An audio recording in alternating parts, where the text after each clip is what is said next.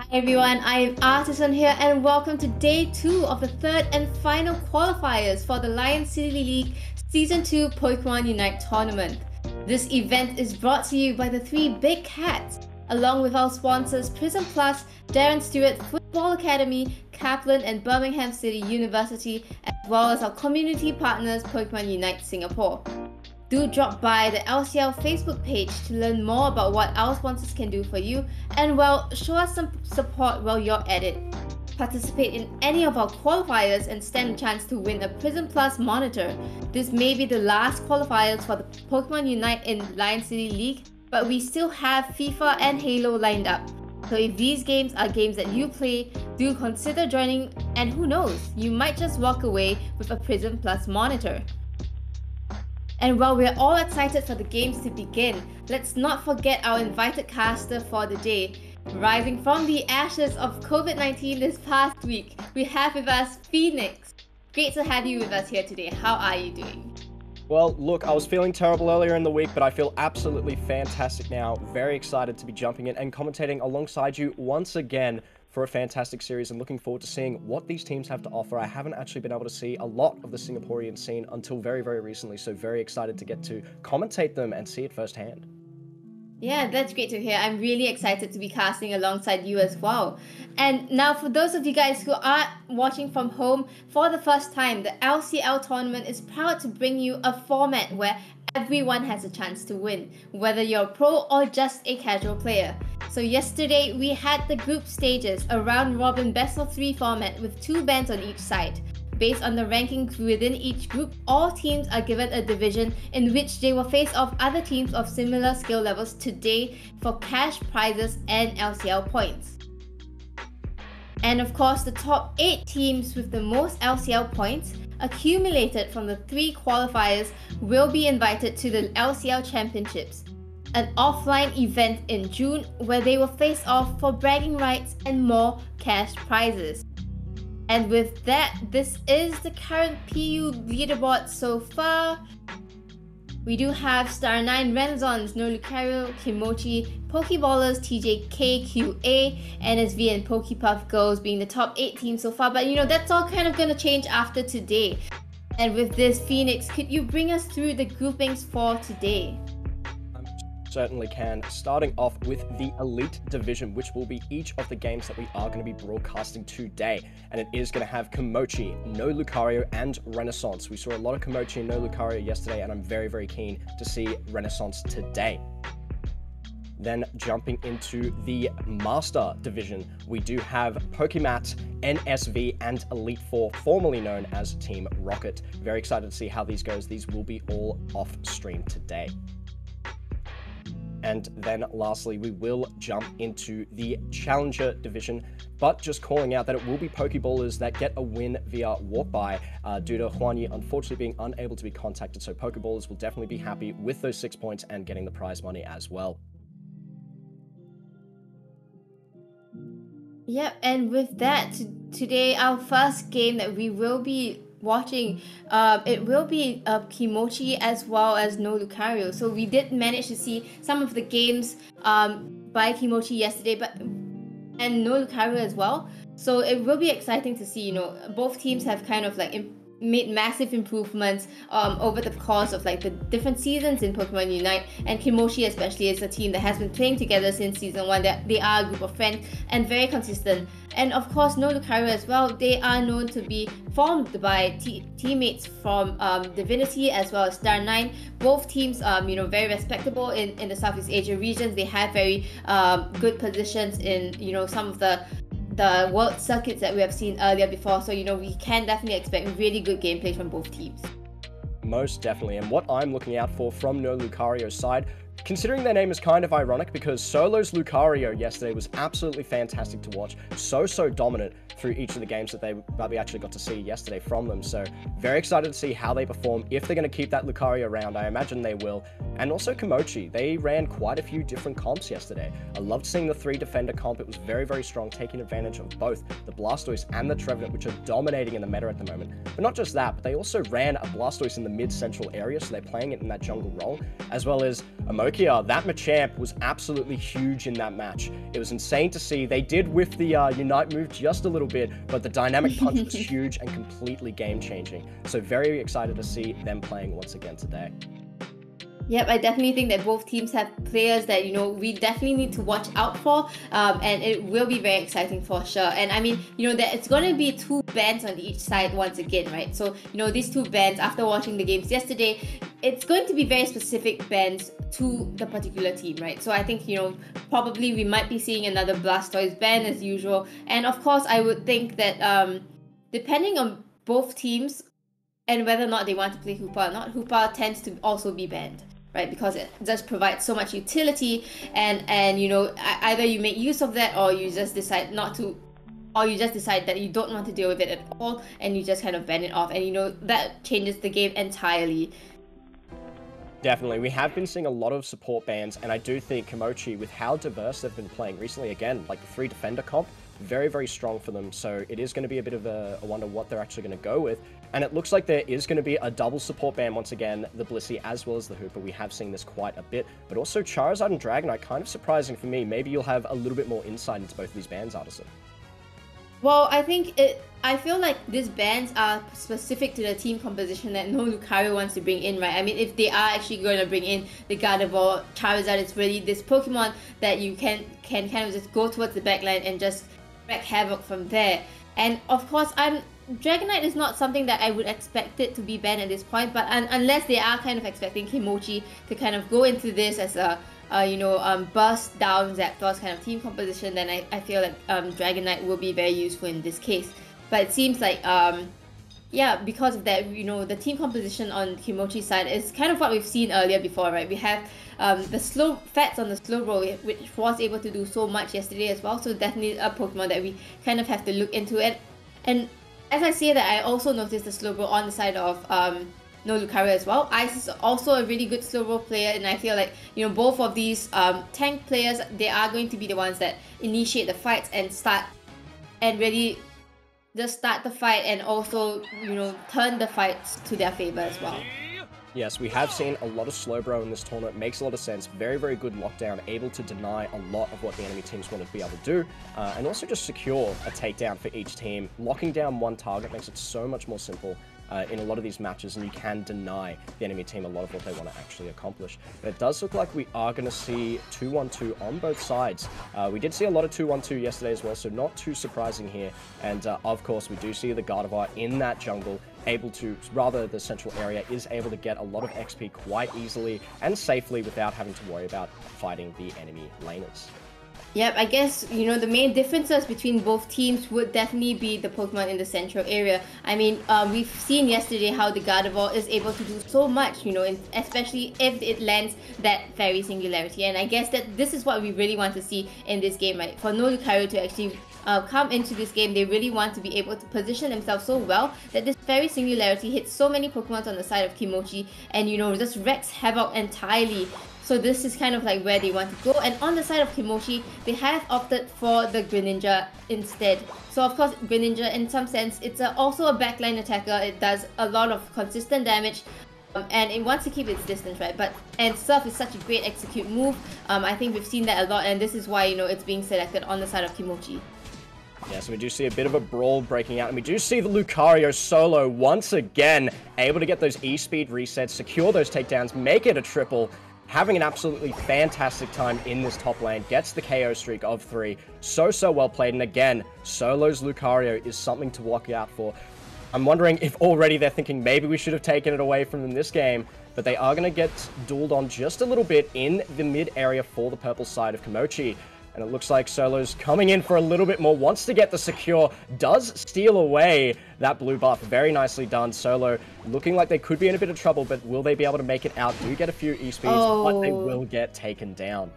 Well, I mean, he already does have the levels that he needs at this point. He's just really disrupting the timing for the side of Kimochi, and I think that was kind of good enough for him. And of course, Kimochi does get some value out of that, being able to actually knock him out, but the timing has already been affected, and this Frogadier right now might have a problem getting into the Greninja, which is so important for the second set of bees as well as the first Dreadnought fight.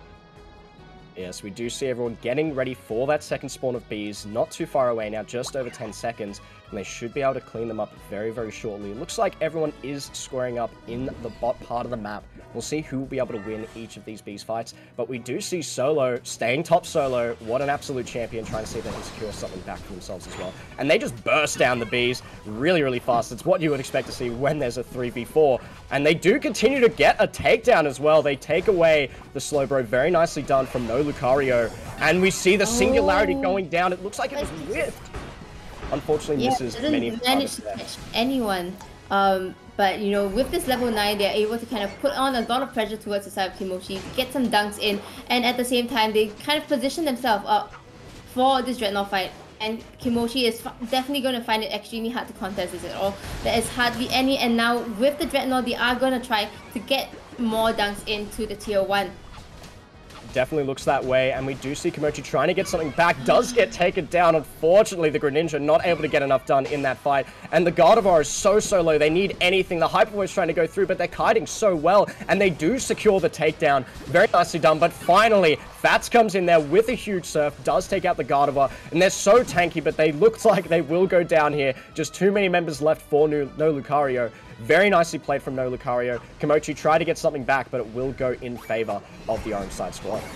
Yeah, I think, you know, with the level differences at that point, I don't think that was the right decision to do, Kimochi. It definitely wasn't a battle that you could have won. I mean, they find a little bit of value being able to bring down the Gardevoir, but they still lose more knockouts than they actually gain. So I think, you know, they should have been actually farming around the entirety of the map. They need the levels, they need their Blastoise to be up online as soon as possible, and the Sylvan's Unite as well. So I feel like that is what they should have been doing, and now they kind of have to claw back in a little bit more from the back. They definitely do, but crucially, they do take down Solo, which has some of the highest XP on No Lucario, and that's a little bit more XP back in the pockets of Kimochi. So they're starting to get that XP, but we will see if they can farm up a little bit more. They are still behind, and they do need to try and get back into this game. No Lucario keeping up so much pressure. The Gardevoir able to poke people down and zone so well with their damage. It looks like they should be able to secure this Rotom, and they do manage to secure it. Very nicely done from Solo, as well as Dev to be able to secure those. And it looks like they are going to pressure up. Amokia was huge on the Machamp. Will they be able to get a nice turn here? They are getting chased down. They will just barely be able to get out. And it looks like they are going to go for the spin, but it doesn't seem like they need it too much. Just try and keep some pressure off and keep the Rotom up their goal. There is the Unite. Does come in. Huge Unite back from Amokia. Very nicely done. Does not knock them back, but it doesn't do too much more. But they do secure the Venusaur. Very nicely done. And Solo gets taken down as well. Very well played from Kimochi, very much needed from them. They needed the XP, they needed to get those takedowns and get a little bit more pressure off of them, and it seems like they should be able to farm for free for the next few minutes. Yep, I totally agree with you. That was a very good engage from the side of Kimochi. They've pretty much covered, you know, all the EXP gain from the side of No Lucario, and in fact, they are doing better in terms of the levels right now. Of course, there is kind of like a fight over the second Dreadnought, and it seems like No Lucario will be the ones to get it back. But at the same time, Kimochi, that fight was like extremely well played. They do have a Greninja already at level 12 and a Blastoise at 11, so it's not that bad for them. They just need to kind of find the right engages like they did just now, and I feel like they will be doing great. Mochi, though, having to keep the pressure off of them. No Lucario went in for the win as soon as they secured that, and there's so much pressure going backwards and forwards, but it looks like Kimochi is winning the fight. They fought on top of their point, which is so crucial and allows them to get the healing from that goal, and it's allowed them to turn this fight around. They do take down the Eldegoss as well as the Venusaur. So well played from Kimochi to be able to bounce back a little bit more once again after the Dreadnought fight didn't go so well for them that time. Yep, I think in terms of the points, No Lucario is still kind of in the lead. In terms of the levels, they have a better spread of levels as compared to Kimochi, but you know, Kimochi has a level 13 with Ninja already, so if they take a really good team fight like this one, if Solo actually goes down, but you know, that would have been great for the side of Kimochi, but at this point, they just need to be able to engage really well. They have a really good slow roll as well as, you know, a Sylvan to kind of like poke them down and then bring them down with the Greninja is the kind of angles that they want. Of course, they need to make sure that their positioning is there first before anything can happen. And I think, and this is one aspect that No Lucario is doing much better than them. No Lucario continuing to keep up that pressure. It was so unfortunate. Emokia was already so low when they tried to go for that Unite move, and they weren't able to get much off it and did just get taken down straight away. And again, we did see the Greninja get taken down so quickly there. Tried to make something happen, tried to get something done in their back line, try and get a few resets, but unfortunately the damage wasn't there. The rest of the team wasn't quite in position to back them up. And now as well, with the Blastoise, did use the Unite very close to time. It's going to be quite risky. Will they have it up in time for the Zapdos fight? So they're going to have to play it a little bit slower. And they do go for the takedown of Venusaur, but Venusaur's continuing to walk away from there. Very nicely played, kites out of it, and should be able to go to the safety of Solo's arms, who should be able to protect them and keep them out of the fight. Yep, I think one thing that No Lucario is doing extremely well is protecting the main attackers on their side. Whether or not it's the Slowbro protecting the Gardevoir, or in that case, the Gardevoir itself protecting the Venusaur. All of these matters so much, especially because every knockout will give Kimochi an advantage over you because of the comeback EXP. And of course now, you know, it's the 2 minutes mark, and we all know what that means. A fight might be brewing up soon in the Zapdos pit. Oh, and it has already begun with a lot of Unite moves actually being popped off there. It seems like there is a knockout already on the side of No Lucario, and they are kind of like finding the stragglers on the side of Kimochi to actually bring them down. 3 down on the side of Kimochi, and No Lucario, they will be starting on this Zapdos already. Ice locking out the opposing Slowbro so quickly, making sure that there's no way they can get back in the fight. And then the Singularity goes down to make sure that nothing else can be done in that fight. It is completely No Lucario that dominates the fight. They do secure the Zapdos, and now they're going to push in for the win. So well played. Ice is so low, but they should be able to... Oh, just barely missed the big dunk. But they do get everyone else in there. They do get Solo onto that dunk. Very nicely played. But the score isn't as high as you would expect. There is definitely still a chance for Kimochi to get a ton of points and bounce back. They would need everyone to get 100 points, but there is still a full minute left. There is still a chance if they can wipe the teams. They do take out the Eldegoss as well, so with the staggered backs, there's potentially a chance. A lot of easy goals to pick off as well, especially in that top side. We'll see if they can mount some sort of a comeback. They do have quite a few people on a lot of points. It is entirely possible, but it is going to be very tough. Yeah, I think they need to try to make something happen. Most likely, No Lucario will probably give the tier 1 go zone, since, you know, that doesn't, they won't be able to win even if they get in some dunks there. Not so much of an overdunk right there, and the fight is still kind of happening. Kimochi does manage to bring down the Venusaur once again, and this is going to be quite big, right? Because if they go for a final push, it's going to be a 5v4, but there's only 20 seconds on the clock, and I don't think this is going to be possible for Kimochi. They don't have the health bars, and they don't have... Well, they do have a Unite left, but I don't think they're going to get too much more left from it. They're already there to defend. They're already on point, and there's no way that they'll be able to push through in time. Well fought from Kimochi, but No Lucario was so dominant that game, played so well in the fights that mattered, and they will take home the win. Yeah, this is only just the start. This is the first game between Kimochi and No Lucario. So now Kimochi, you know, they have the backs against the walls. They need to kind of consider what they want to bring into the second game. I mean, they did pretty well in this game. I think, you know, the team composition wise, it's all right. They kind of know what they want to do with them, but it's really just the execution that they kind of need to work on. And of course, with the bans, they definitely need to choose bans that are very specific to No Lucario, like you said, right? Solo, in this case, actually getting the MVP as well. He's done so much for his team in this game, and, you know, on the side of Kimochi's side, they might want to consider actually banning out this Lucario, because it just, you know, bringing them down so quickly and so easily. So yeah, that's why I think that Kimochi kind of needs to do for the second game. I definitely agree. Their name is a statement of admission. No Lucario. You cannot let Solo play this Lucario. Just far too strong, able to win so many matchups and so many 1v1s, as well as just battling these team fights so well. We need to stop Solo from getting ahead in these matches, or at the very least, if you're not going to ban it, you need a very solid answer. I don't know what that looks like considering how strong they've been. Maybe you bring them a chop in there and try and pummel them a little bit early, try and deny them, but we'll have to see how it goes in this next match. Emokia, we do know they can play that Machamp. They played it very well in yesterday's matches, so we'll see if they do want to bring that out as an optimization, or if they just want to opt in for the ban. Or potentially, they could try and rock the 3 defender comp and see how that one works out for them, see if they can run such a bulky front line that Solo just isn't able to take them down, and then just see if they can wash over them with a sustained, slow burn fight. Yeah, that does sound like a very interesting strategy that may actually work out, right? I mean, Lucario, it has that number of extreme speed that they can do in a team fight, and after that, it becomes very vulnerable to attacks. And I think with a very tanky team composition, and of course with very good positioning, it won't be able to do as much as it wants to. So I think maybe that is really one of the strategies that Kimochi can bring about for the second game. But I really felt like in the first game, it really came down to how no Lucario actually engaged in the team fights, right? They always made sure that there was never a straggler on their own side. It was always team fights after team fights, and they even when they were disengaging, they helped each other to get out of these team fights. They never once gave Kimochi a space for them to actually come back into this game by getting any of these careless knockouts. So I think that's something that Kimochi needs to really deal with, because that is what won Lucario that game.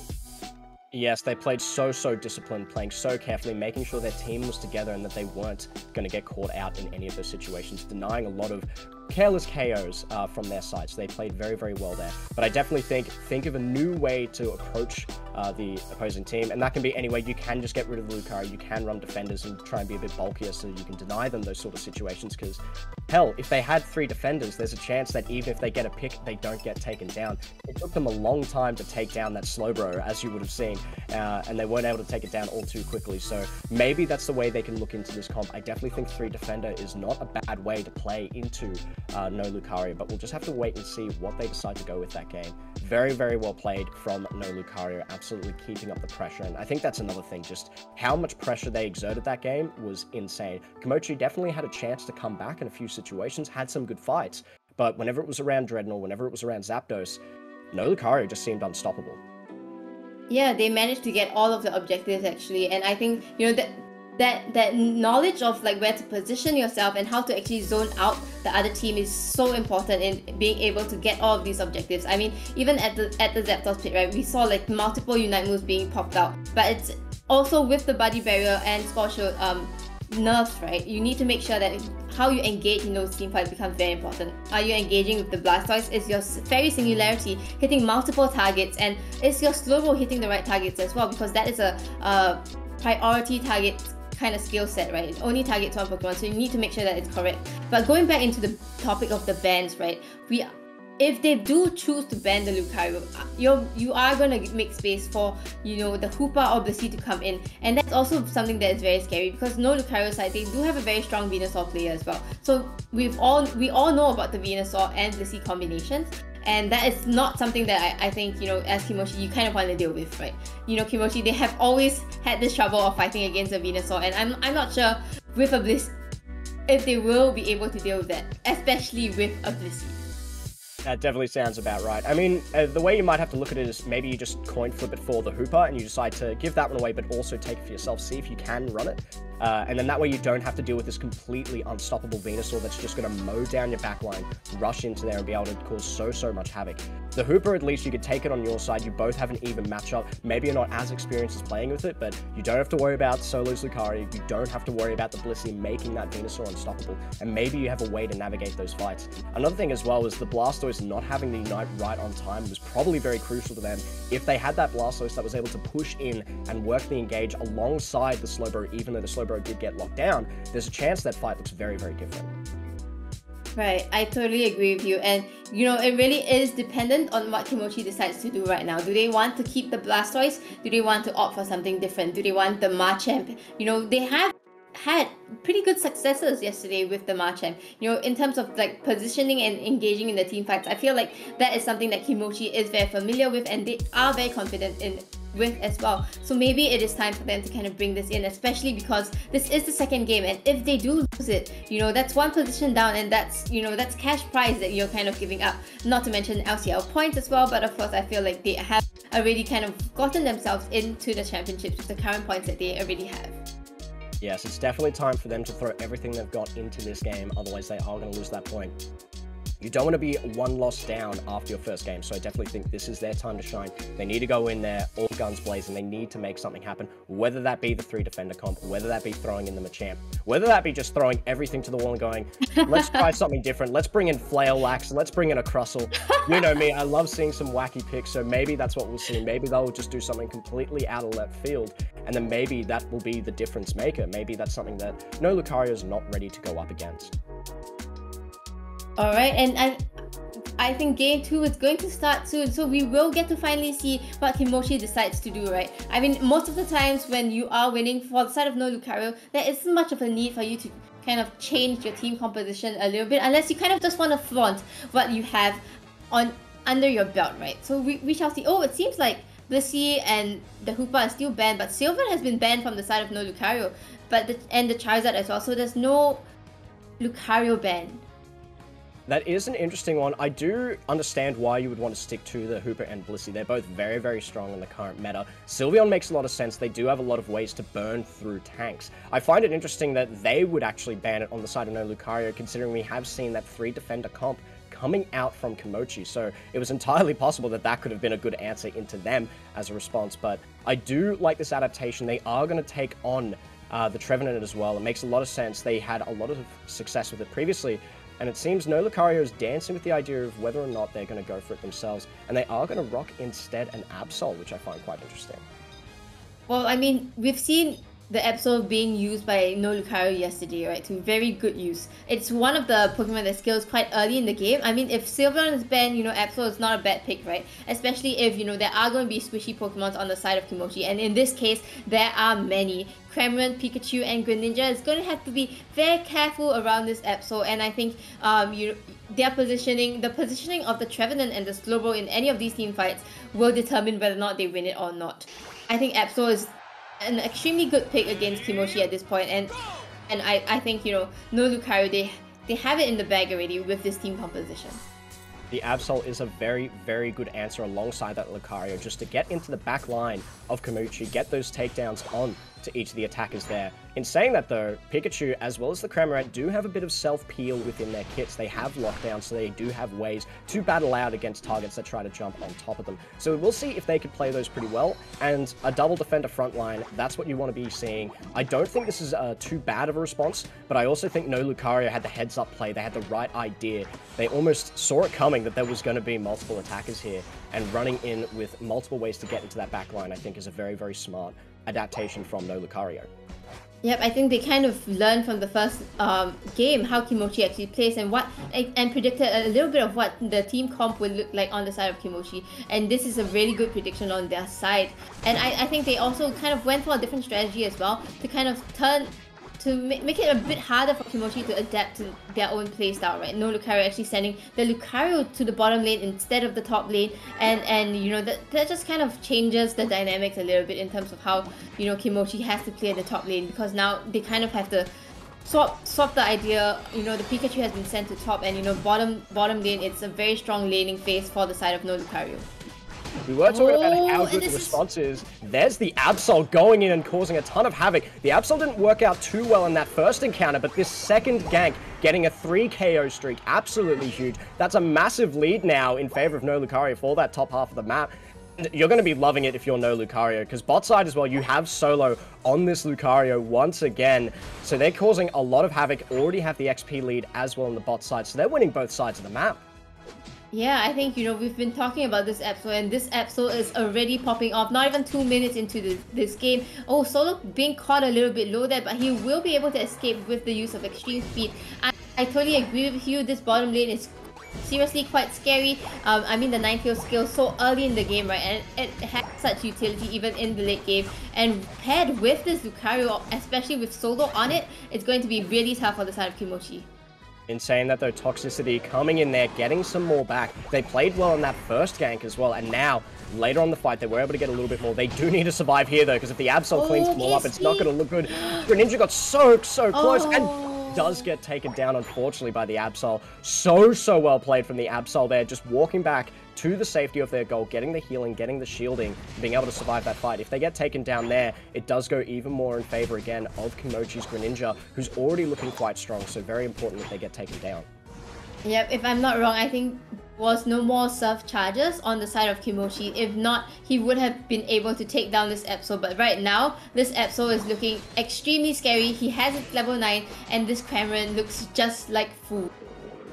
It's looking very, very delicious for this Absol, just on the hunt, and goes in for another takedown, does get rid of the Greninja, goes in for the Unite move, tries to get another one there, doesn't quite secure it, almost gets the Slowbro, but the healing is just a little bit too much. Trevenant also so tanky, and Mokia doing their best, does get taken down. This Absol is insane in this fight, getting takedown after takedown, and it's just going to walk away from it, watching the explosion in the background as they chill out, but they're actually going in for some more, and they get another double takedown, it looks like, and they should be able to secure that last one as well on the Greninja. This Absol is absolutely massive. Yep, I think, wow, like I said before, this Pokemon is going to be so tough for Kimochi to answer to. The Pikachu and Crabman goes down again, and they are so overly under-leveled at this point. No, Lucario is not even giving them any space at all to get any dunks in, get any farm at all. They just want to fight at the tier 2 goal zone. Yes, the Absol is often known as that sort of pick that's feast or famine, and they have definitely feasted. You either look like you get no takedowns and then you look starving for the rest of the game, but at the moment, this Absol's having a field day, and because of that, the rest of their team is so far ahead, they could just keep fighting on top of their second goal before even 5-minute mark, so they're having a really fantastic time. Absol was a huge pick in this game, and now the rest of No Lucario is just living with the benefits. Yep, I think Kimochi needs to find an answer to this Absol. They need to space out a little bit more. Stop clumping up and giving this Absol all the food that he needs. This Cramorant might just go down. Okay, it doesn't really go down. This Trevenant though, he is gonna go down. Kimochi, they don't really have an angle. Oh my goodness, look at Solo just kind of going through towards the base. He does give off one knockout, and that will give Kimochi a little bit more EXP to kind of come back into this game. But really, it is dependent on how they engage on the side of No Lucario. Solo was sick of us talking about that talking about that Absol. Had to jump in with the Lucario in the back line, right on top of their final point, just to show off a little bit. Did show us what they could do, got a few takedowns there as well. Very nicely played, but No Lucario is so far ahead. If you're Kimochi, what you're thinking about now is please just let us farm, let us get our XP. Hopefully we can come back and flip it on the Zapdos, because this lead is almost insurmountable from the side of No Lucario, but it's definitely not impossible yet. And now we're going to see if they can get a little bit of pressure on this Dreadnought, and it seems that we do have No Lucario already in position. We do see Unites getting thrown down, Lucario trying to get some resets in the background, trying to take down as much as they can, but we do see a better fight at the moment for Kimochi. They're trying to keep it close, but unfortunately, No Lucario, the Ninetales was massive in that fight, survived for so long, and the Absol was able to keep getting the backline taken down, and Ice just wasn't willing to get taken down there, survived for so long, didn't get knocked out whatsoever, and they will take the fight, they will take the Dreadnought as well, and now they're so far ahead. If you're Kimochi, you're praying you can make this flip work.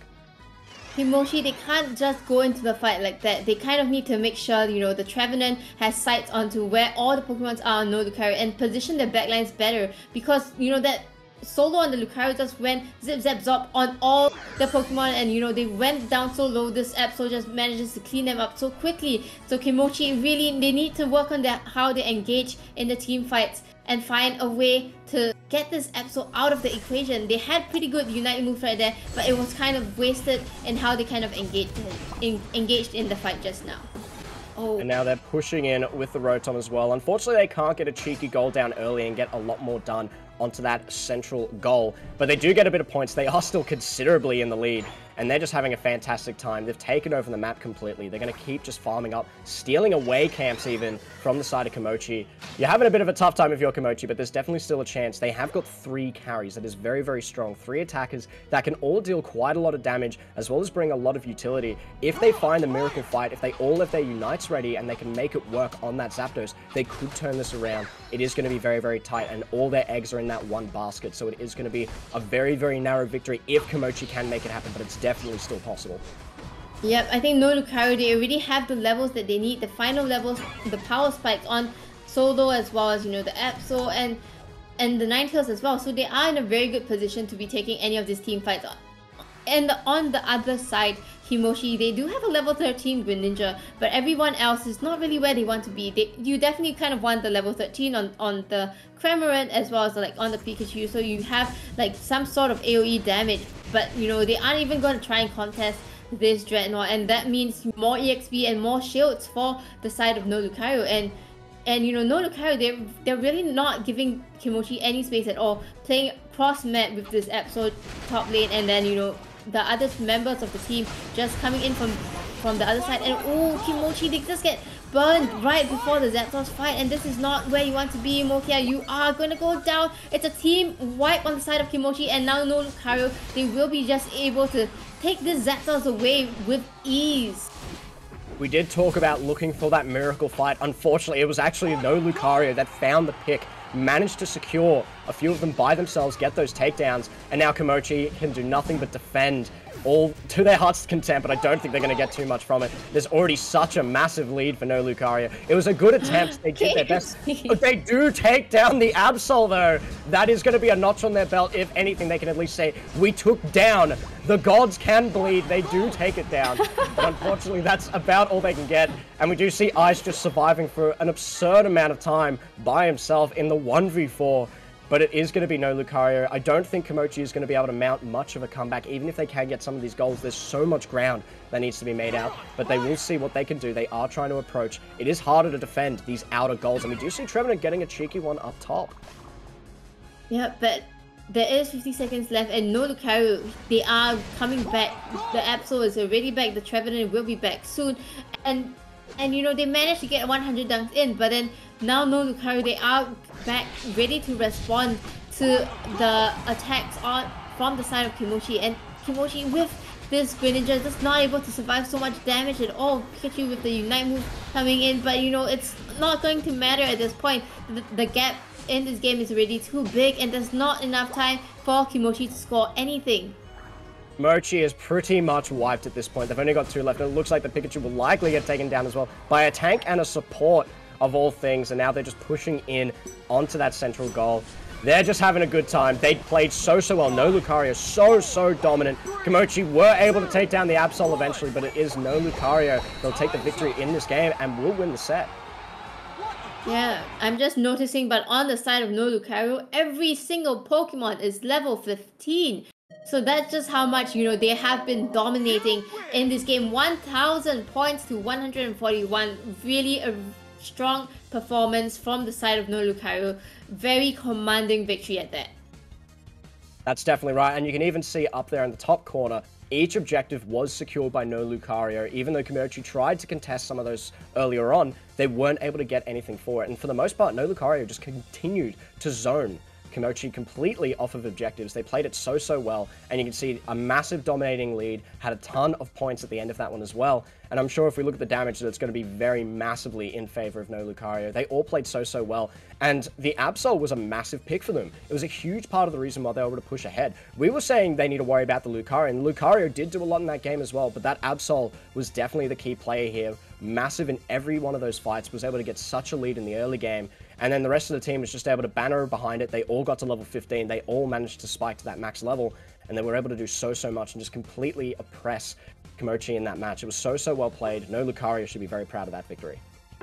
Yeah, I mean, looking at the number of kills as well, right? KST on the Absol actually got so many, and not to mention like his damage output, 102,000.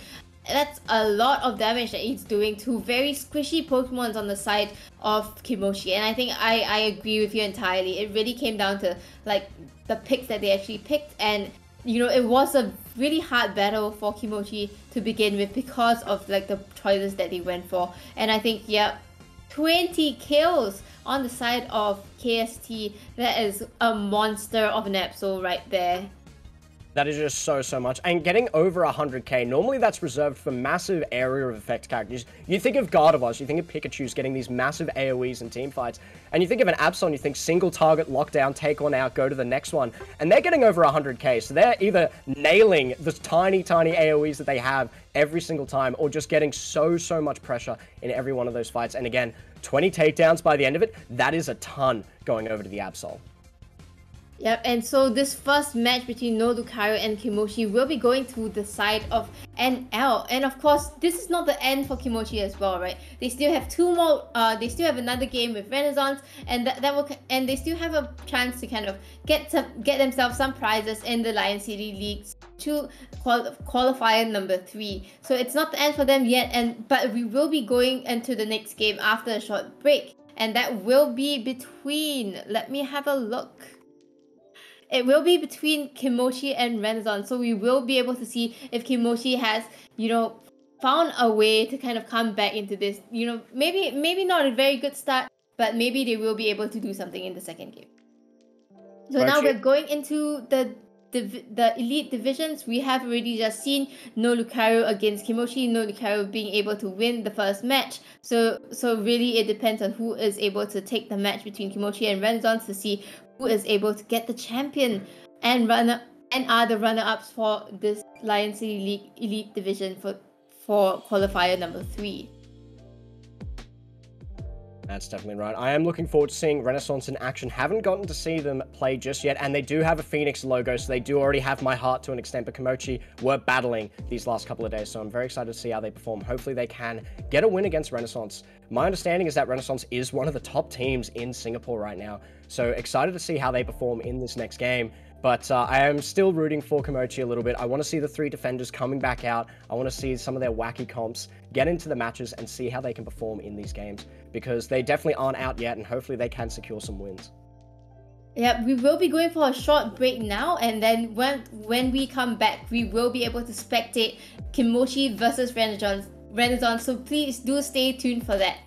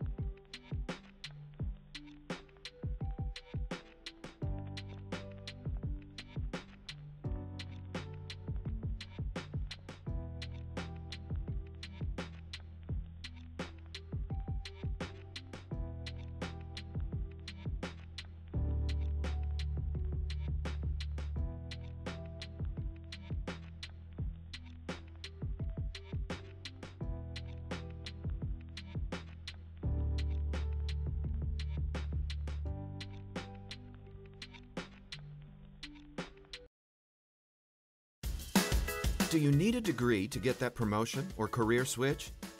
Graduate with an honors degree from Birmingham City University in 1 year.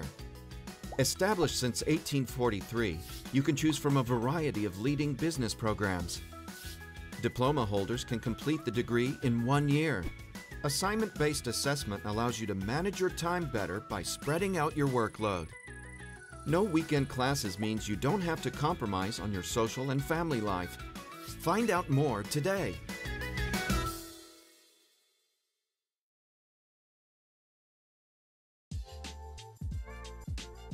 And welcome everyone back to the Lion City League. We just saw a really great match between Kimochi and No Lucario.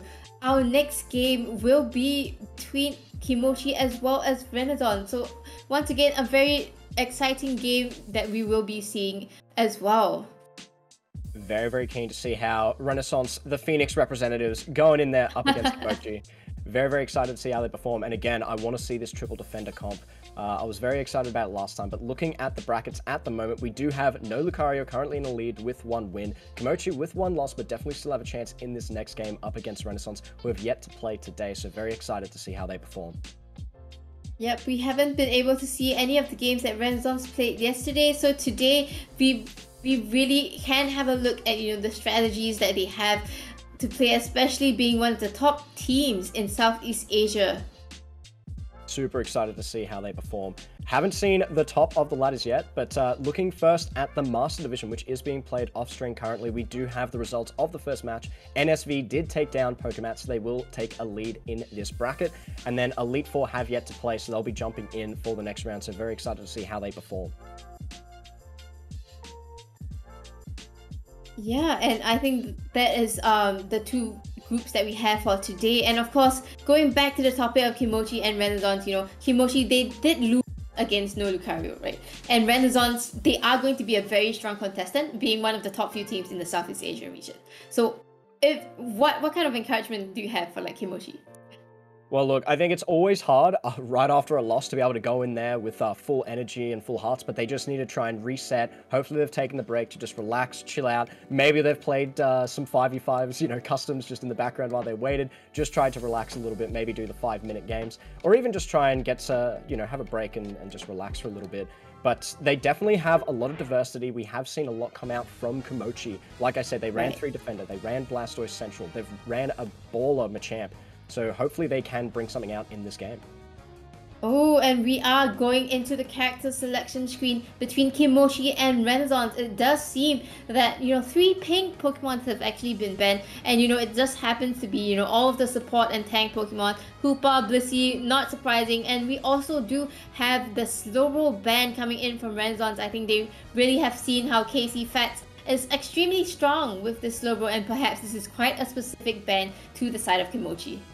I imagine it would be to allow this Absol a little bit more space, allow them to get really into their backline and do whatever they want. The Slowbro is a pretty good answer for it. If you can lock them down, then the Absol will just get shredded very, very quickly. So a very, very good ban, and allowing Renaissance to have a little bit more freedom in what they're going to try and do. And they're also running the dynamic defender duo of Trevenant Blastoise, so strong and impressive in the current meta.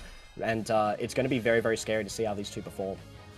Yep, and once again, because of the bans, we are going to see a Wigglytuff on both sides. So we haven't really seen Wigglytuff all that much because of, it's just not being as strong as the other supports. But with all of them, all of those other Pokemon kind of being banned, we are going to see this Pokemon that really has so much crowd control with the sleep, and I think they will be able to kind of make use of that, especially with the Blastoise as well as the Machamp on their side. So I feel like that is the kind of angle that Kimochi wants to kind of go into this game with. And on the side of Renaissance, they do have the Absol pick. I think it's a really good pick considering the fact that Kimochi didn't have an answer to it in the earlier game. But of course, in this game, they have a different team composition, and I feel like this team comp is will be able to do much better against this Absol. So we have to see how Kamiru actually uses this Absol to kind of counter the side of Kimochi.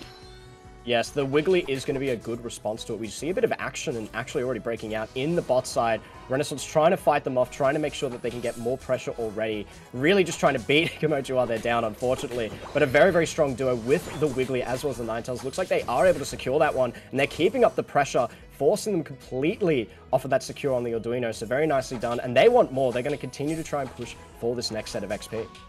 Yeah, I think, you know, this bottom lane, it's so competitive, right? They all skill so early in the game. They all just need its level 4 and they're going to be such menacing monsters already. And it seems like Renaissance, they will have the advantage first, right? They do have the Ninetales, they do have the Wigglytuff. They have all the levels that they need to really contest for the first bees. And Kimochi, they are being a bit starved at bottom lane, and well, the bees are really spawning. So it seems like at this point, Renaissance is kind of somewhat in the lead in this time. Definitely looks that way, and they are still able to secure most of those for themselves. But a good return from Kimochi, very close to taking down the Wiggly. Chani has to walk away from that one a little bit scared, but they're trying to go back in, trying to save their Ninetales because they're so low. And they do actually manage to turn one around. So well done from Renaissance, getting that takedown and keeping the Ninetales alive on a of HP, avoiding that knockout. So very well played. And we look back towards the top side. There's a bit of action going down as well. Will the Squirtle get out? They will not, but they will get a trade back. The Absol once again coming in massive, able to secure that one, just trying to go for the fast back. A very heads up play from Fallen, knowing that they're just trying to back in that bush. Very nicely done to abuse that attack.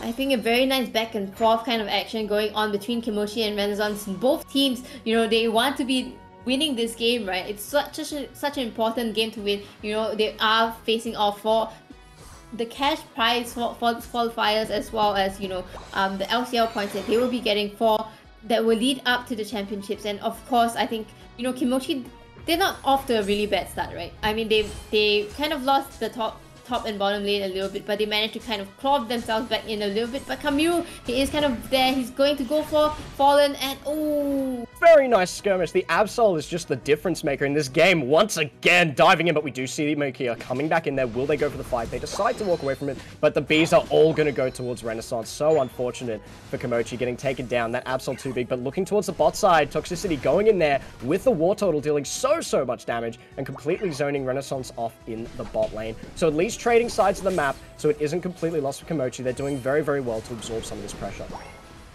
Yep, and both teams, they aren't really starting the Dreadnought as of yet. Renaissance, they are kind of looking for a fight instead. Once they brought down one Pokemon, they have the advantage. From 5v4, they are going to go on to the Dreadnought. It goes down so quickly, Kimochi cannot even answer to it at all. Absol getting the pick at the start was the difference they needed. They were able to take it so quick, and the Machamp had to, well, the Machoke, I should say, had to run away so quickly. The fight's continuing. Fats is trying to zone as best they can, but they're getting solo. Absol back in the back line, dealing so much damage. Gets the double KO, it seems like, but they're getting so low once again. They're battling backwards and forwards. The Hyper Voice coming in absolutely massive for Kimochi, turning this fight around. It was looking very much in Renaissance's favor, but the Sylvie is doing so much damage, but they're fighting so well on point. The Trevenant and the Wiggly just way too tanky, able to survive so much. They get the dunks that they're looking for too. A few massive dunks in favor of Renaissance. Yeah, the current point is standing at 0 to 99. So Renaissance, they have the point advantage. They have the levels that they need. And that is exactly what they are kind of capitalizing on. They get in some of the dunks at bottom lane, and with their Unite moves, they are able to survive without any knockout coming in from the side of Kimochi. So Kimochi, right now, they need to find an angle. They need to be able to take a good team fight and get back some of those comeback EXP that they need. So they definitely need to look for it, but we do see a skirmish breaking out on top of the Rotom, but it is still secured by Renaissance. So unfortunate. Kimochi trying to do something, trying to get some pressure in the top side of the map. Weren't quite able to do it, and we do see them going in for the dive onto their goal. We see the Unite move coming out from Toxicity, a huge Unite move. They're all so low, but Absol does so well in these clutch situations, still fighting back. And still at their Unite to boot as well. They get another takedown. They will secure one more, and they will win that fight. And that's a big dunk in favor of Team Renaissance. Big Unite move coming in from Kimochi's Blastoise. It does so much for them. Gets a bit of a knockout from the side of Renaissance, but Renaissance, they come back in quickly with this Absol. This Absol is really just doing so much for his team, and Kimochi, they just don't really have an answer to it. Renaissance, they are already positioning themselves for the second Dreadnought, and Kimochi, they need this. They desperately need this. That is exactly right. Renaissance is already in such a good position though. But we do see Machamp coming on in. They should still have their Unite. They might be able to turn this around. Blastoise coming in from the top. Will they be able to secure it? It is secured from the Hyper Voice from the Sylveon. Very nicely played. And now the battle's going to ensue. They do have the shields, but they're also low already. And we do see Renaissance, they go trade 1-for-1. Blastoise is down, but they also take down the Wiggly on both sides. They're continuing this fight. The Hyper Voice not able to hit too much, unfortunately, just not quite in the right position. And it is Renaissance that is cleaning up the rest of their team, and they will get a massive 50 dunk on top of that goal. A 40 over dunk for that first goal in the bot side, so Renaissance very happy with that. Yeah, I think Kimochi, they're trying to find the angles in, but one thing I've been noticing is that they're not taking the fights very well, right? Kimochi, their team splits up the moment the Absol comes in, and once they split up, they become very susceptible to Pokemon on the side of Renaissance, not to mention the fact that Trevenant is doing so much for the side of Renaissance. They are just able to provide so much crowd control with the Horn Leech just repositioning the side of Kimochi for, an attack by this Absol, by this Blastoise, by this Ninetales, and with that they are able to knock out so many on the side of Kimochi. A huge engaged Team Renaissance. Holy, that is such a good engage. They managed to just wipe them so fast. It was a 4v2, so there was no way they were going to be able to turn that one around, and now they're just going to secure themselves the Rotom. Yeah, once again, they are getting all of these objectives, but of course, at this point, they aren't going to actually push in with the Rotom. They are just going to use it to create a little bit of space, allow the team a little bit more time to farm around the entirety of the map without having to bother about where Kimochi actually is. And with 1 minute left on the 1 minute 2 Zapdos, they are just going to try to get the final power spike, so level 13 onto this Blastoise, level 13 onto the Ninetales. I mean, Absol has already reached that level for the side of Renaissance, so those are the things that they kind of want to be doing. And then of course, getting an early positioning in the Zapdos fight will be very crucial in them being able to burn it down and get a very dominating victory over the side of Kimochi.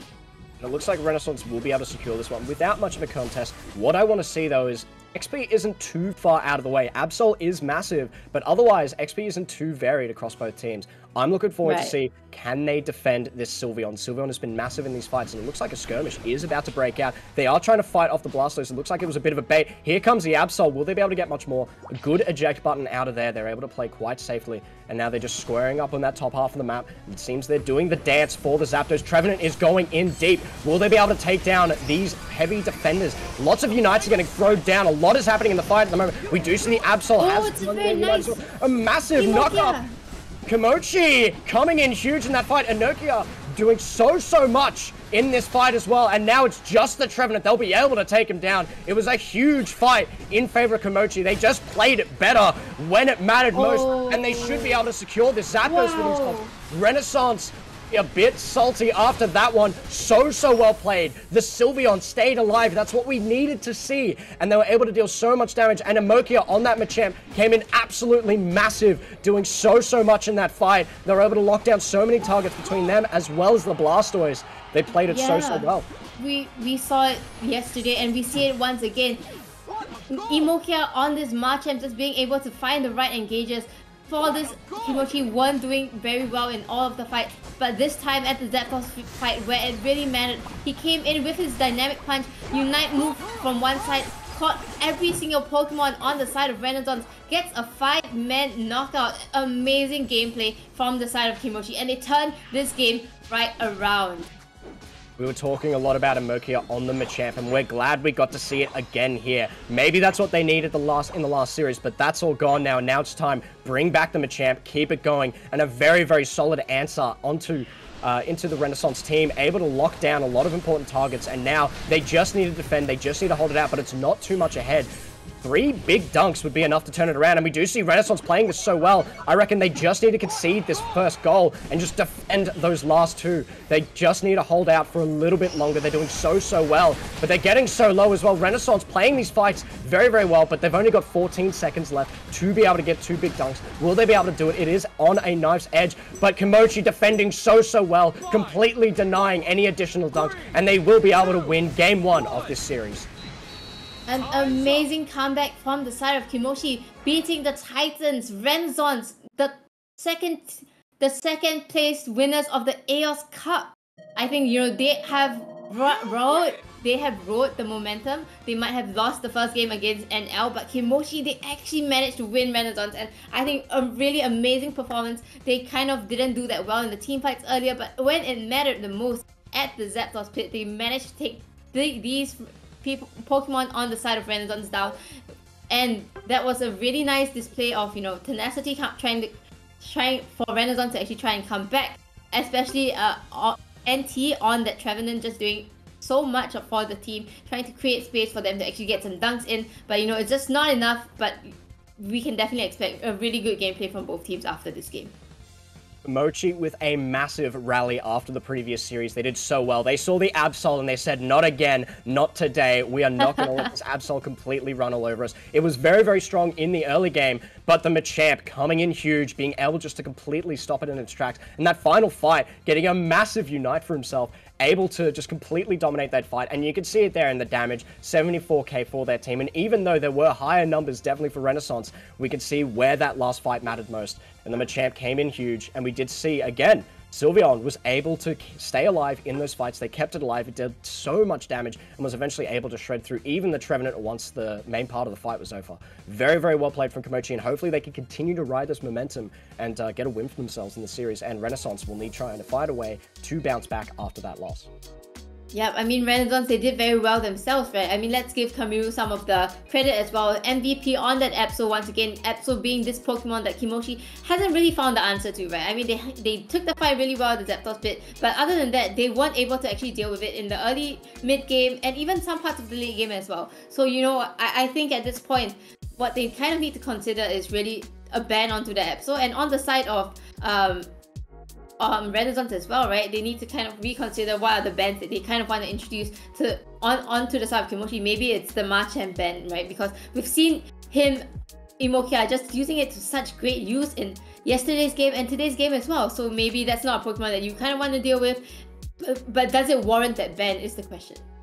I mean, look, sometimes the best answer to an Absol is just scale till late game and hope for the best on Zapdos, and that's kind of what ended up happening. But I definitely agree with you, the Machamp has been huge. We've seen a lot of the games that have been close, the Machamp has been the big decider in a lot of those matches. Maybe they do need to take it away from Imokia. They've been playing it so well this entire tournament. I would say, look, if Solo's the Lucario guy, Imokia is the Machamp guy. So I think you definitely have to consider trying to take it away.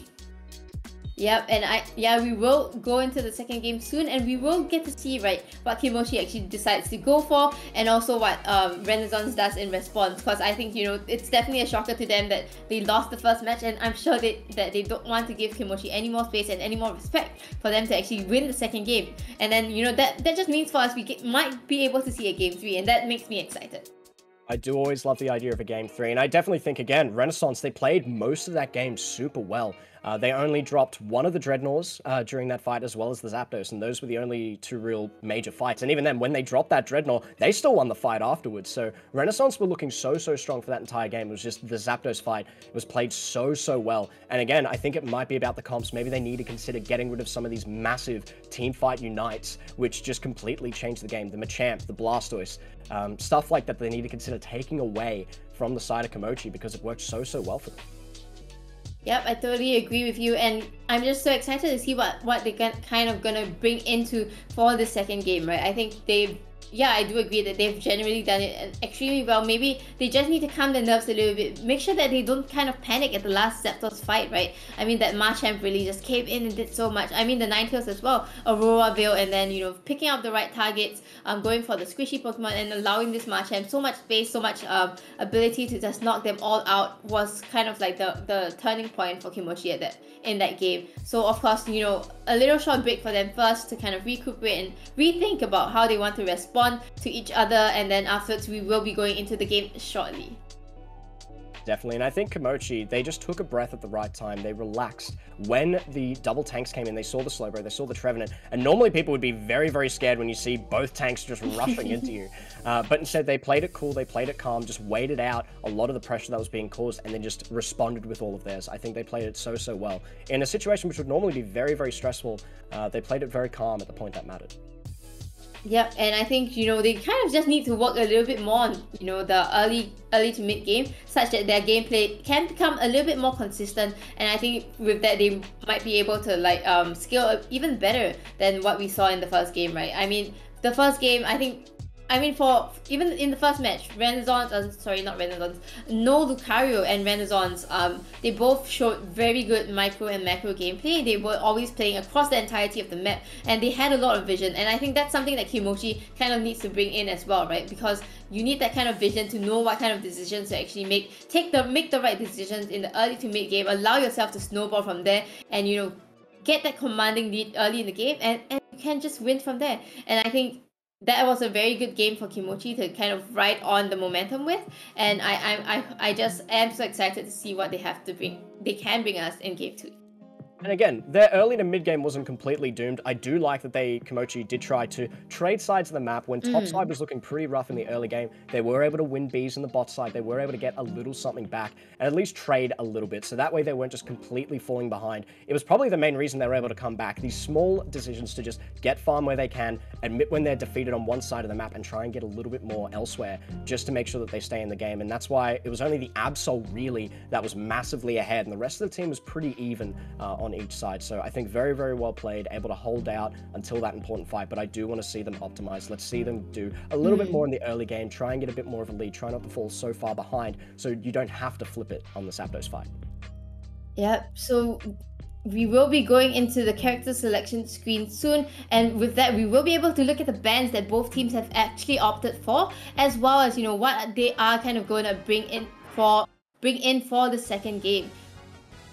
Very curious to see if we will see that Machamp get banned away. I imagine it's going to be double support again, but we'll just have to wait and see. And there is the double support. They do ban the Machamp though, as well as the Slowbro, trying to keep that one out. We were talking about that before. The Slowbro was quite an important factor in some of the games, both yesterday as well as earlier today.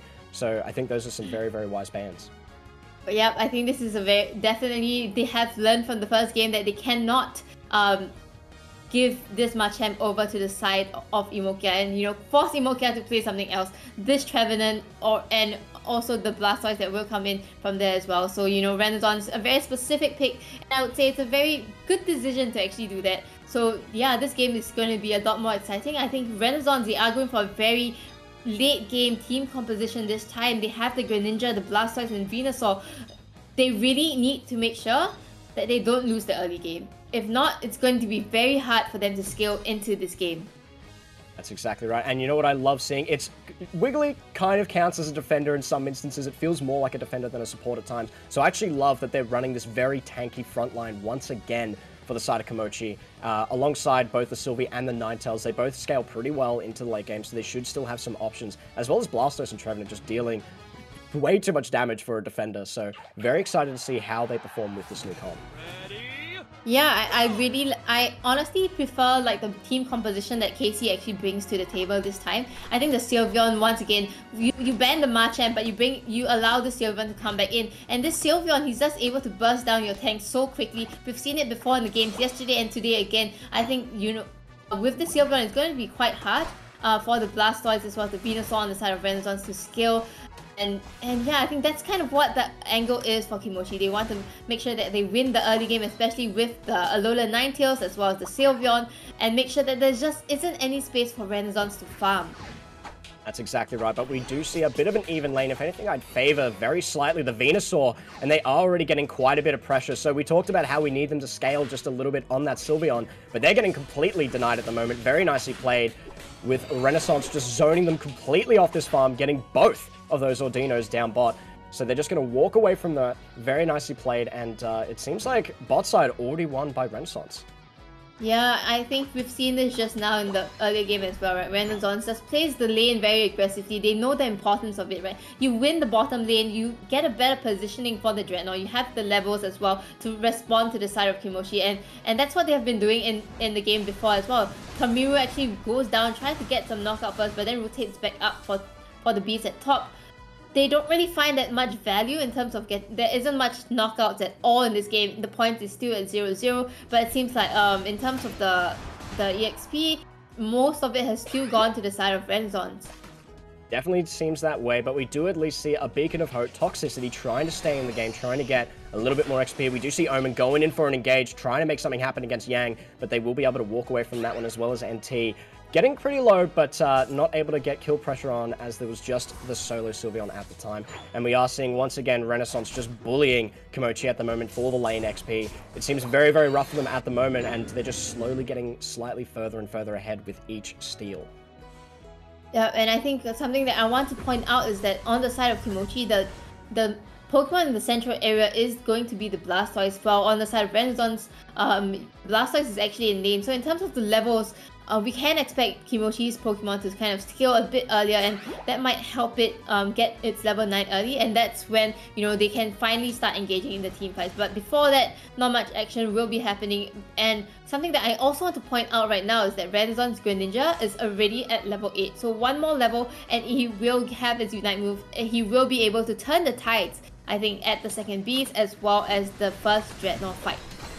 That is a very, very scary prospect, but we'd already see the War Turtle with the spin, but that doesn't matter. Kamiru getting reset after reset on the Surfs, and they will claim all of them. Very nicely played, getting everyone in that bot side, and now they're going to get some pretty big dunks for their trouble as well, and they're going to hold it a little bit, it seems. No, they will decide to hold it on a few more points. They think they can get a bigger dunk in the bot side, and we do see them already in position on that Dreadnought, burning it down pretty quickly. Will Wiggly get the steal? Not able to get in position. And that's also level 10 on the Greninja. And there goes the Unite move. And here comes the Surfs. Just getting reset after reset. Once again, getting them solo. Cleaning up everyone in this fight.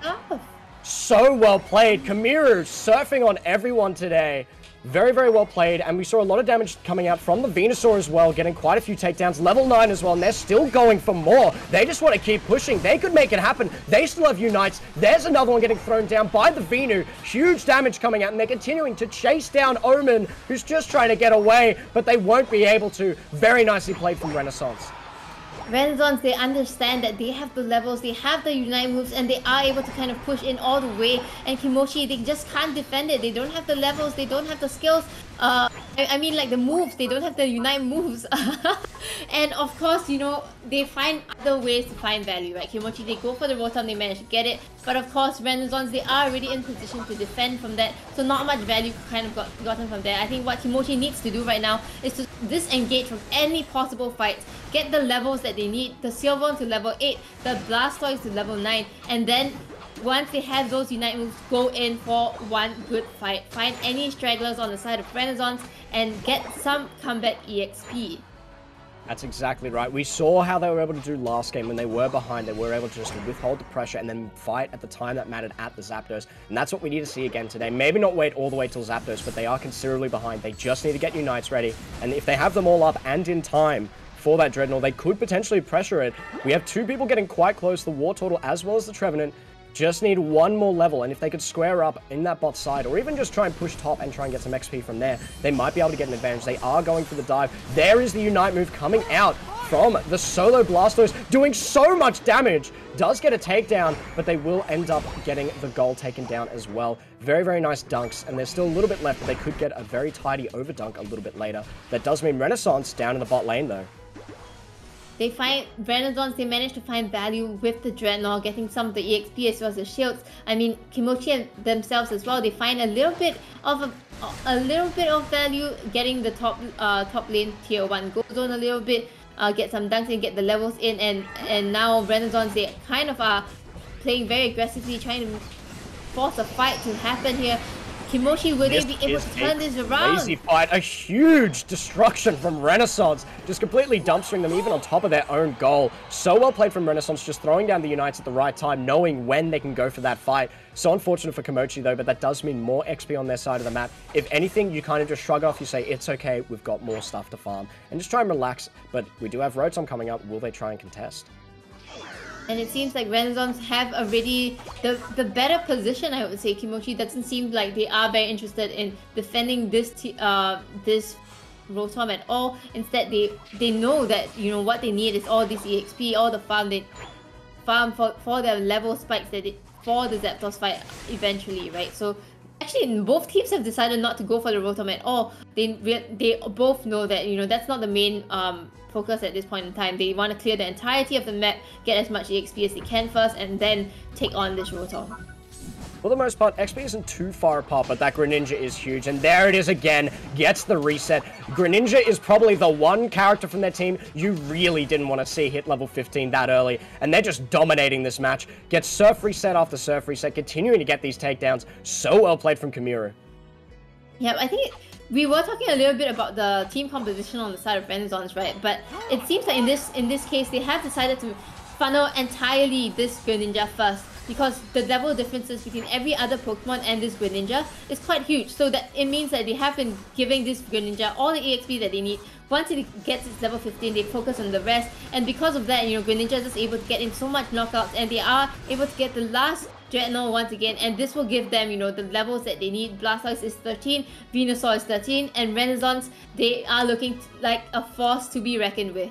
They definitely are. I am quite scared of this Greninja already. They have so much power, and look, it's pretty hard to keep one of those down, even with the amount of CC that they do have on the side of Kimochi. So much mobility, should be able to get out of most tricky situations. So even though the XP isn't too far behind for the other characters, it is starting to widen, and that Greninja is just massive. And even though you could just say, hey, let's just stop the Greninja, Venusaur beginning to become a threat now. They're getting pretty big, level 13, they've hit that spike. And now they got to get ready for this next fight. And it seems they're just beginning the dance.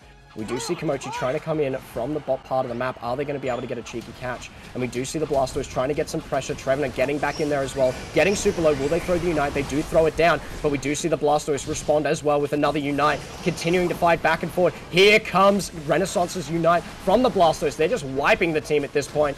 It was so well played from Renaissance from start to finish here. And we did see Kimochi try and get something done, but they just weren't quite able to do enough in that fight. And now Renaissance has a position on Zap. Yep, and they are just going to burst it down really quickly. Kimochi has no answer to this at all. I mean, the Sylvan just tries to come in, but there's no way he's going to be able to get that with the Hyper Voice and with that speed as well. So Renaissance, you know, they come back very dominantly in this second game. They take the victory away from Kimochi, and we will go into a game 3 for sure. Love a game 3 situation. It was so well fought from Renaissance. They decided this was a statement. We cannot let ourselves go down that easily in that first game. It's time to have this next match show us off. From start to finish, we'll be dominant, and they were able to show it this time.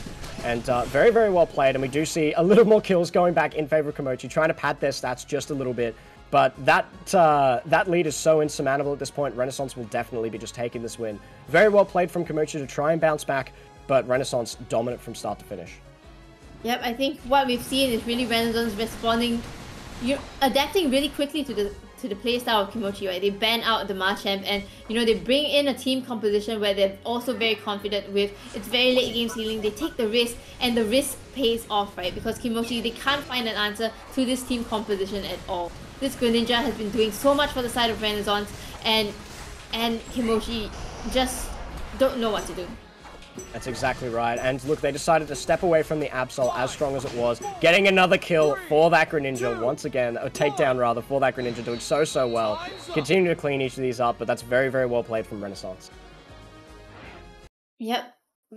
We didn't get to see any of the games that Renaissance played yesterday, but today we are in for a treat, and you know, they aren't disappointing at all. They take the second game between Renaissance and Kimochi, and look at that score on the side of Kamiru's Greninja. 238 points in, not to mention getting a very early level 15, just doing so much for his team, and his team just doing a great job just enabling him to do that. I wouldn't be surprised if we got near 100k with damage for that Greninja. They did so much that game. They were very crucial in every one of those fights. But again, well done from the entire team as well from Renaissance. It wasn't just the Greninja, but Greninja was the key player in this game. Just doing so much, getting ahead so early. And it was a good attempt to try and come back from Kimochi, but unfortunately that Greninja was just so far ahead. Made it so difficult, and look at that scoreline.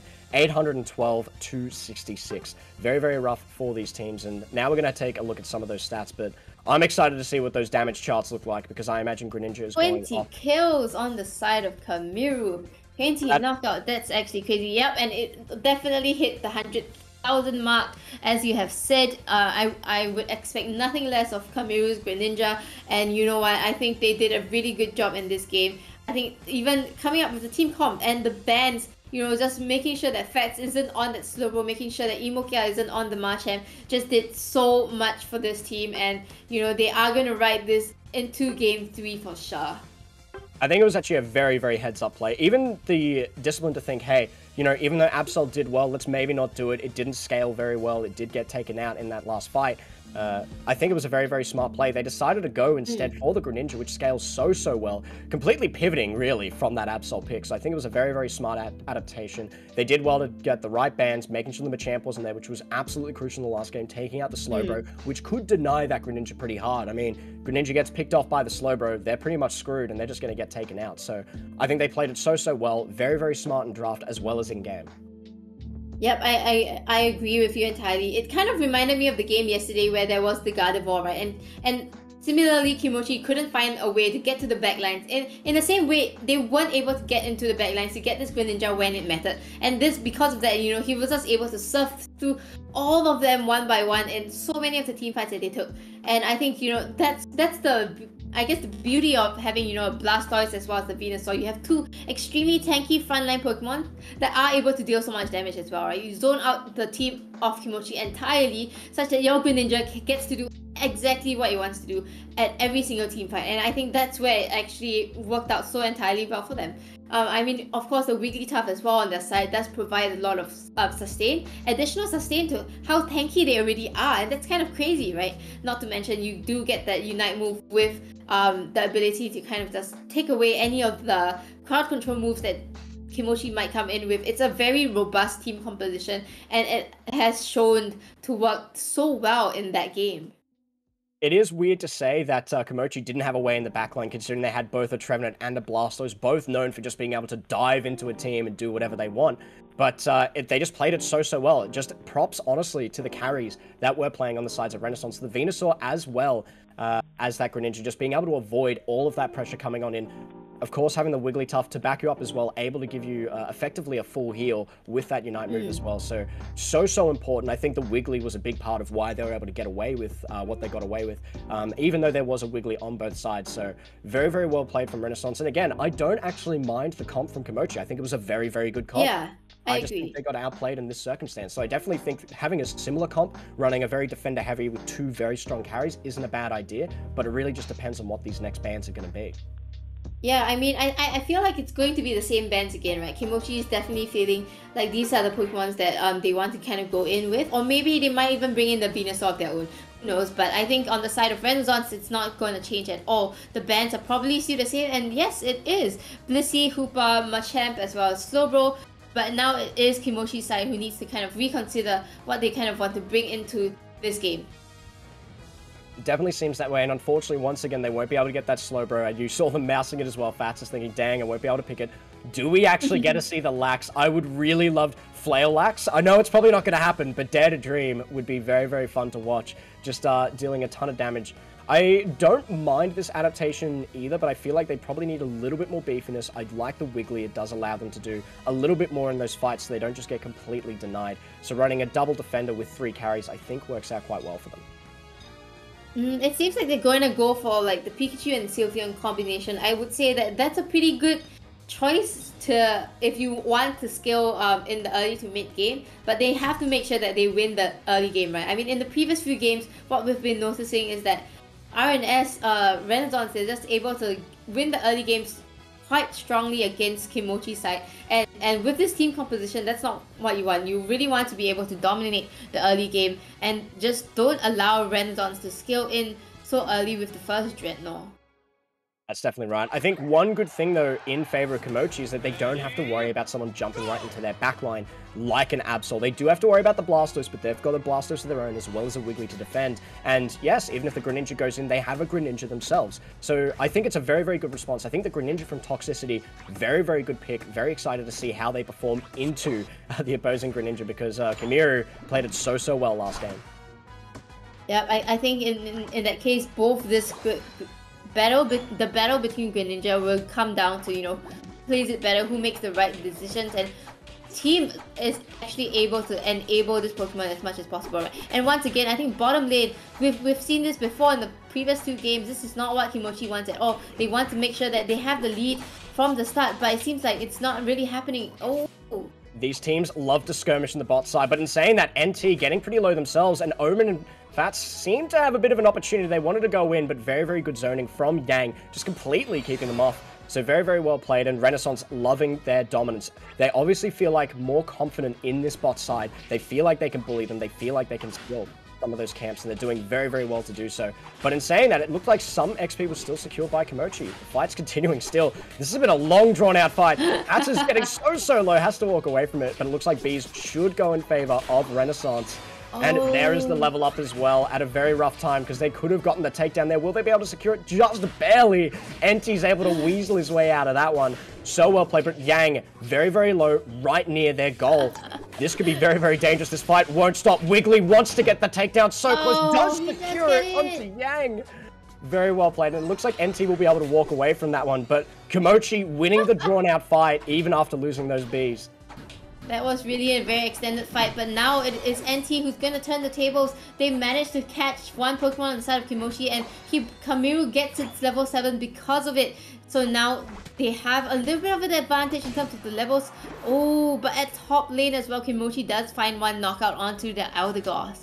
Very, very well played. Toxicity now trying to get ahead themselves, but Kamiru, very, very scary XP leader, and we saw what happened last time they got ahead. They were just able to absolutely dominate, so it's going to be on Toxicity. Can they make more happen in topside? Can they get more XP? And can they catch up to Kamiru and make something happen? Toxicity already getting super low. Looks like it's unlikely to happen, but Eldegoss potentially could have gotten baited there, but they do walk away from it. Very, very smart play from the Eldegoss to walk away from that one and just make sure they don't get picked off. Yep, I think one thing that I want to point out just now was that, you know, the Greninja from the side of Renaissance actually visited the bottom lane early, and they actually gave it some of the Ordinos, right? And that is actually how, you know, this Greninja is able to get its level 9 before the 720Bs, and this is actually going to be so scary for the side of Kimochi. They can't really find an answer to this early level 9, and I think that's a really great strategy that Renaissance has came up with to really channel this Greninja so early in this game. If you're Kimochi, you're wondering how the hell did Kamiru get to level 10 already? Absolutely insane, managed to sneak it, and it makes a lot of sense. Renaissance were putting so much pressure on the... There goes the Unite move, though, and forget what I'm saying. We already see Kamiru going in, wanting some more. Get Yang super, super low, but they do get another takedown. Kamiru getting more, even more from this fight. And now they're going to take the Dreadnought as well, not even letting them have a chance to steal it. And now they're going to go in. They're going to clean up Fats. They should be able to clean up Omen as well, who's looking so, so low on this goal. And they're pushing past their goalpost to continue to get more and more value for this push. Blastoise, or Wartortle, it goes in there, gets a cheeky cleanup as well. And unfortunately, that's going to be more and more in favor of Renaissance. Renaissance isn't here to play anymore. They may have let Kimochi get that first game, but they're saying, no, we're going to win this next game. You're not going to have any power here. But Kimochi now has a little bit more XP. They should hopefully have a chance to be able to get a little bit more in this game. Yep, definitely asserting the dominance as, you know, the second place winners of the AOS Cup. So Kimochi, they have a lot to kind of deal with at this point. They don't really have the levels right now, but you know, they need to find something. They need to find a kill. They need to make sure that this Imokia is level 9 before any of that can happen once again. But Renaissance, they are known to be players who play very aggressively. I don't think they are going to give the space to Kimochi to actually do that. They are kind of engaging towards the side, just not even giving them any farm on their side. That is so, so rough to see. If you're Kimochi, you're having a bit of a tough time, but Renaissance so good at keeping up pressure. We do see a fight breaking out. Venusaur is super low. Can they get the response? But Kamiru still so strong on this pick, just getting more and more value from it, taking them down, just denying any further XP as well, and keeping that lead so, so far ahead against Toxicity. And we do see a bit of a rebuttal coming from Kimochi. They're trying to get something done, but Kamiru back at it again, diving on top. Venusaur does clean up that kill though, and they are going to get some big dunks on this goal. Letting the 24 go through, letting the 50 go through. That's a huge overdunk. Not the kind of fight that you want to be taking as Kimochi. I think it would have been better to just give off the tier 1 and, you know, get a little bit more time to farm up the levels, because now at least you have the PQ at level 9, but you still don't have a Blastoise. They should have been farming when they could have, and now they are just going to be too late for this Dreadnought fight, I must say. I feel like they should just concede this Dreadnought and just farm what's going on in topside as well, but they decide not to. Fats tries to go in there, tries to do something on this Wiggly, but it was already secured by Renaissance. Renaissance diving into them now, trying to get something done. The Pikachu trying to deal some damage back, but it's just not quite enough.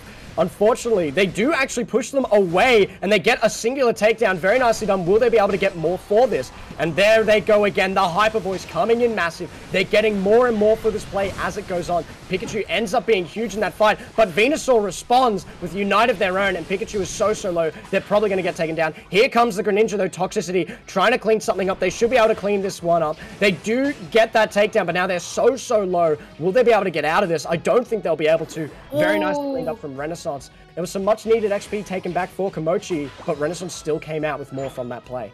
That is a team wipe by the side of Renaissance. Yang on that Venusaur 5 knockout KO streak. That's crazy. Kimochi, they kind of find a little bit of value. They got a little bit of EXP. Finally brings down Kamiru on his Greninja. Gets a little bit of levels, but you know what? Renaissance, they are still dominating in this game. 22 to 220. That's 10 times what Kimochi has actually scored. It's absolutely insane, and once again, the funneling is happening on top of this Greninja. When you look at the rest of the map, though, the XP isn't that varied. What I want to see from Kimochi is just chill out. We can concede a few more things in this mid-game and just try and get as much farm as we can in the next minute. Try and get ready for that final Zapdos fight. But it looks like Renaissance already coming in for more, not letting them have anything at all in this game. Kamiru does get burst down a little bit, has to walk away, and they will be able to secure the Rotom for Renaissance. I really like the play that Renaissance is doing. They send so many Pokemon to the top lane to secure the Rotom, but they also leave the Venusaur at bottom lane. So they always have a cross-map presence, right? They have vision in the top lane, they have vision in the bottom lane, and that just allows them to make really good decisions. They know whether or not Kimochi is trying to push bottom lane, they know if they are trying to push top lane, and they have an answer to that. They are able to kind of make that rotations if it so happens, but Kimochi, they are playing a little bit too passively at this point, I feel, and they just aren't actually finding angles to actually make something happen. Good play that they could have had was potentially just all go bot lane instead, admit defeat on that Rotom, and then Kimochi potentially takes down the Venusaur because Venusaur got to free farm, and now they're a massive threat as well. What was just the Greninja, the Venusaur is farmed up, they're ready to go, and they've already got a better position on the Zapdos 14 Renaissance, and they're already starting it up, trying to deal a bit of damage, and we do see Kimochi trying to move in, and they are getting funneled into that corridor, though. Will they be able to turn this fight around? Venusaur is just pushing further and further, just keeping everyone off. Pikachu Unite does go down. Greninja Unite goes down as well. For Kimochi, will they be able to clean up this Venusaur? But Venusaur still had the Unite, managed to throw it down, managed to get the secure there, and then we see the Blastoise for Renaissance, throwing their Unite as well, making sure that there is nothing that Kimochi can do. And Renaissance will take this Zapdos, and unfortunately, that looks like it's going to be all she wrote for Kimochi. Renaissance playing this so well. Dominant from start to finish once again, and they will take the surrender. Kimochi did their best in that game, tried to find something, but this Greninja is just way too strong. Yeah, I think just the engages that Kimochi decided to go for weren't the best decisions, I would say. I think some of the decisions just caused them to waste a little bit more time and just didn't allow them to get the levels that they needed. Not to mention going in from the chokehold once again. As they got baited out by Renaissance, chipping down at the Zapdos, probably not the best idea. Renaissance were already in the Zapdos pit and they were able to kind of take the fight really well, right? The Unite moves were all popped quite well and deep into the pit, and Kimochi, they just couldn't find the answer, especially when Toxicity was the first Pokemon to actually be brought down in that Zapdos fight. Yes, losing Toxicity quite so early, and again, like, it was so rough for Toxicity. They were trying to be big in some of those fights, and they did deal some decent damage. It was the Pikachu that ended up trying their best to hold it down for Kimochi. And honestly, Renaissance played that Zap fight so well. They knew that they were going to have to force them quickly into their side of the map, which is why they started the Zap, why they put the pressure on it, and it resulted in Kimochi just feeling like they had to funnel in through that corridor, but that was ultimately exactly what Renaissance wanted, and they completely capitalized. And a much better sort of team effort, I would say, from Renaissance. Even though, again, we're talking about how good Kamiru was on this Greninja, we're seeing a bit more consistent, even damage going through, and lower damage overall in this game, which was showing that Kimochi was definitely respecting what this Kamiru could do on this Greninja. But it unfortunately wasn't enough. They weren't able to do enough proactive plays, and they just kept falling further and further behind. And then Renaissance was just able to capitalize in that final fight. Yeah, I think it really started from the beginning when, they funneled the Greninja so early in the game, consistently in game 2 and game 3. The level 9s before the second set of Bs is something that is very hard for, any team to kind of deal with, unless they kind of have the early rotation and they are very sure about how Renaissance is actually going to play this game. But you know what, they just weren't able to find that angle, and I kind of preferred like the game 2 actually with the Trevenant pick, because I feel like, the Unite move of Trevenant is just able to help you peel down the HP of like some of the Pokemon better in the team fights. And I think in that game Kimochi, they were able to do a little bit more because of that. And of course, like I think this game, I guess the team comp for the side of Kimochi was early mid-game scaling, right? But they just weren't able to kind of bring that in, especially with the first Dreadnought taken in by the side of Renaissance. It was very, very unfortunate for Kimochi. Again, I didn't mind the look of their comp, but they did just get beaten out in that early part of the game.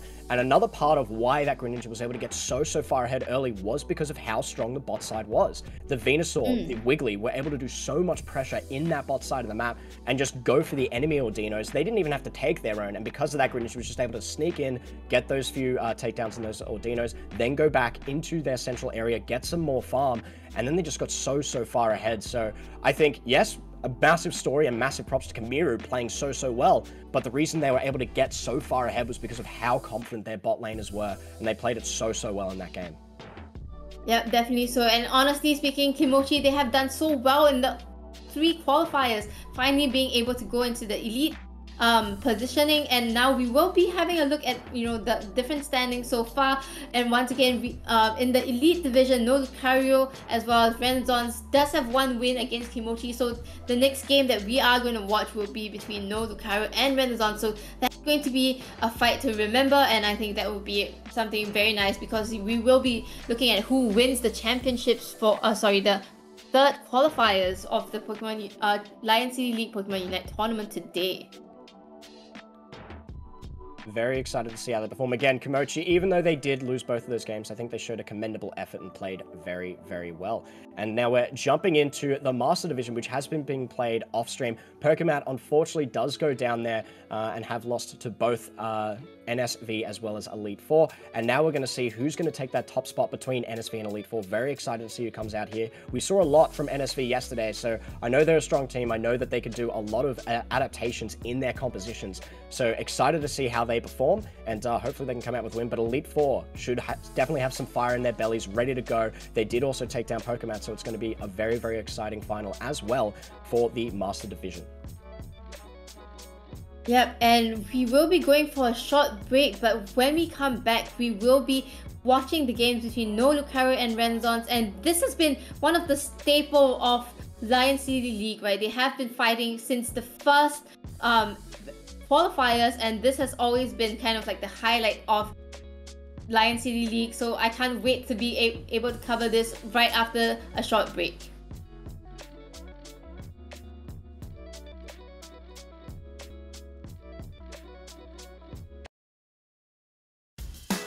Do you need a degree to get that promotion or career switch? Graduate with an honors degree from Birmingham City University in 1 year. Established since 1843, you can choose from a variety of leading business programs. Diploma holders can complete the degree in 1 year. Assignment-based assessment allows you to manage your time better by spreading out your workload.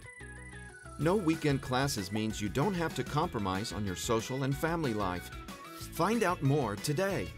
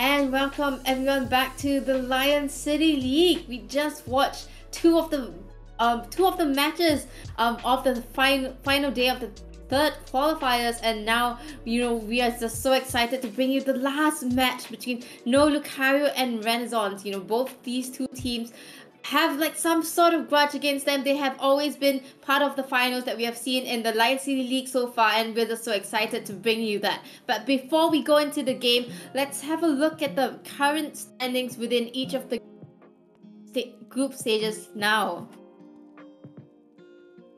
That's right, and looking at this elite division, we do have No Lucario and Renaissance going for that grudge match, trying to get the championship, seeing who will be able to win this one. Currently both tied with 1 win each. Komochi at the bottom of the ladder there, but definitely had some commendable games there. We saw some absolutely fantastic stuff, and that Machamp was absolutely insane. So we'll see if Renaissance is going to do a respect band themselves in favor of the Lucario from Solo. Yes, and also in the Masters division, that we still have a game that is ongoing. So the current scores are NSV and Elite Four having 1 win each over Pokemon. So once again, the next match in this division will be between NSV and Elite Four to determine who is the champion of the Master division, and the winners will win 8 championship points as well as $100. That is some fantastic stuff, and also calling out for that elite division that they are playing for 10 points here, 10 championship points as well as $200. So very excited to get into this next game, because it's going to determine who's going to walk away with that one. Will it be Renaissance or will it be No Lucario? Yeah, and for those of you guys who have not been part of the Lion City League so far, these two teams have been fighting it out since I don't even know when, maybe February finals, all the way to all of the qualifiers in the Lion City League. So this is going to be really exciting. And once again, this is the leaderboard for the Pokemon Unite tournament in the Lion City League. And once again, the top 8 teams from the Lion City qualifiers will be able to join the Lion City Championships that will be offline and held in June. So yep, the teams are definitely fighting for a lot right now. Cash prizes as well as LCL points to bring them into the championship points into the championships for even more cash prizes, and of course bragging rights as well. Yes, definitely. For this leaderboard, it's definitely going to matter a lot more for the people playing in the Master Division at the moment. There are still a few teams that could potentially crest their way just barely into the actual leaderboards for this one. So they're going to be battling for that. And at the moment, for No Lucario and Renaissance, they're battling for glory. They want to see who's going to come out on top, who's going to be known as that number 2 spot very firmly. So very excited to see how they perform here. Well, since, No Lucario is actually made out of members from Star 9 as well as Divinity. One thing to take note of is that Star 9 has always won every single Lion City League so far. So we're not entirely sure if this is going to be a repeat of the past 2 qualifiers. But we will be able to see if Renaissance finds a way to break, their second place curse in the Lion City League. Not only that, but whoever wins this next match will actually be at the top of the leaderboard, so they're going to top it. Maybe maybe Star 9 should have jumped back into this one just to make sure they could hold their spot for the bragging rights, but they were pretty aware of the fact that they were going to be towards the top of that ladder, and they were comfortable taking some time off and relaxing. Always good to do that before a big final, but very excited to see who's going to win this final, who's going to make it to the top of the leaderboards at the end of today. Yeah, and I think, No Lucario, they are formed, like we've said before, they're formed by Star 9 as well as Divinity. So this is kind of like a super team in some sense. They gather the best from Star 9 and Divinity, and they kind of want to make sure that, they are able to showcase that kind of quality in the gameplays against Renaissance, their arch rival of sorts. And yeah, it's going to be exciting for sure. It is definitely going to be a massive game. Excited to see what both of the teams bring to the table. Renaissance, we've just been seeing dominant play throughout the entire game, so they've been playing so strong. And No Lucario being equally as dominant, but especially on that Lucario. The Lucario being a very big pick for them. Whereas on Renaissance, we're looking towards Kamiru on that Greninja. So who's going to come out on top? Solo's Lucario or Kamiru's Greninja? We'll just have to wait and see once we get into this game. And I'm curious to see where the bans are going to go. Yeah, you talk about these Lucarios and Greninjas, and I feel like maybe those will be the bands that we see, right? I mean, Hoopa and Blissey definitely seen that before already. We'll probably see it again, right?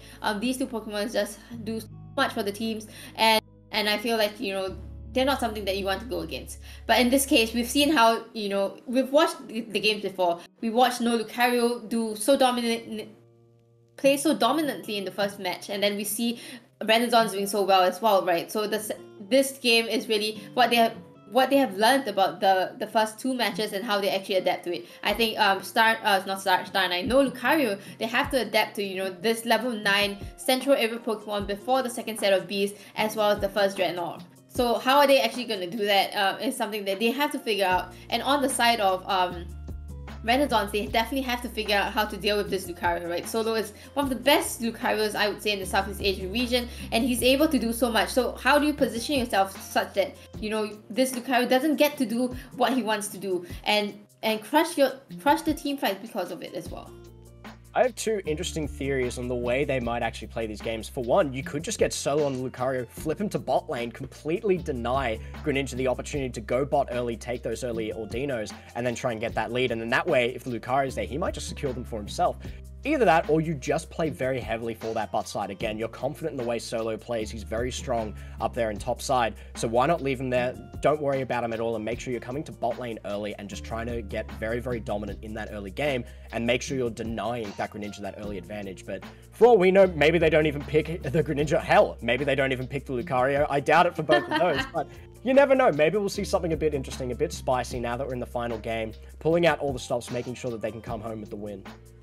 Yeah, I really agree with you. I think, the early rotation bot will definitely stop this Greninja from getting its level 9, and I feel like that's probably the way that they want to go about it. If, they don't want to ban the Lucario, if they don't want to ban the Greninja, that's probably how they will play it. And of course, like you said, right, these two teams, they play a lot of different Pokemons, and we might be able to see something spicy, but at the same time, I think for the most of it, I think they're going to play something that they're very comfortable with and that they are very confident with. And I think that will be shown in the kind of gameplay, as well as, the playstyle that both of them play, right? They are both very aggressive teams, and they have definitely seen each other on the ladder a lot, and that that is probably why we will be having like really good games, and I'm just so excited for it to start.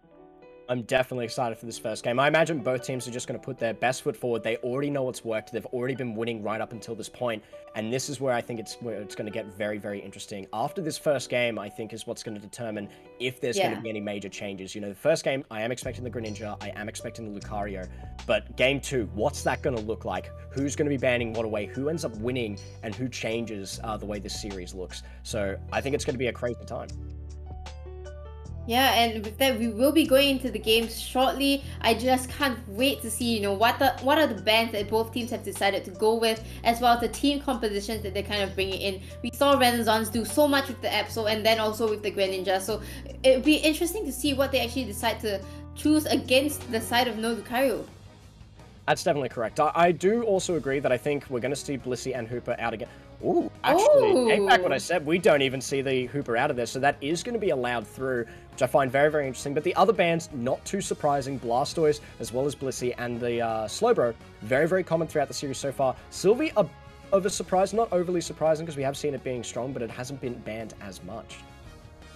Yeah, and I think with the Hooper unbanned, we are definitely going to see more Hooper unbound in this game, and that also means a lot of rotations, as well as a lot of massive team fights that will be dragged out longer than we've seen so far. With that's just the utility of this Hooper, and it will be interesting to see. We haven't seen Hooper as much in the past few games because it was always banned, so it will be very interesting to see, especially with the Gengar that Dev will be playing. We've seen it yesterday, it has done so much, and it will be very interesting to see.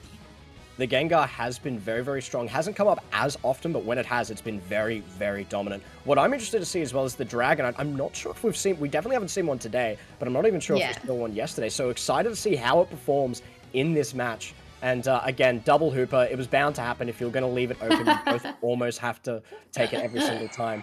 And we also see the Absol again, which was very, very huge in some of the previous series. So excited to see how both teams perform.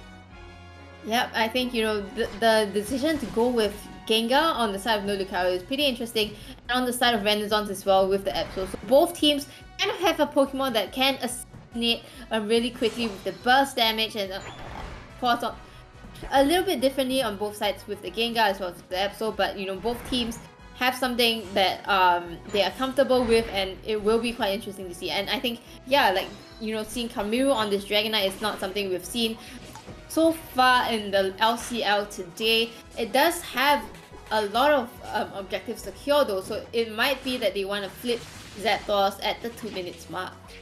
I mean, we're saying that we're going to have to fight for bot side, but it looks like Renaissance, not having a bar of it, still want to fight for those bot camps. They do have it denied, though, at this point in time.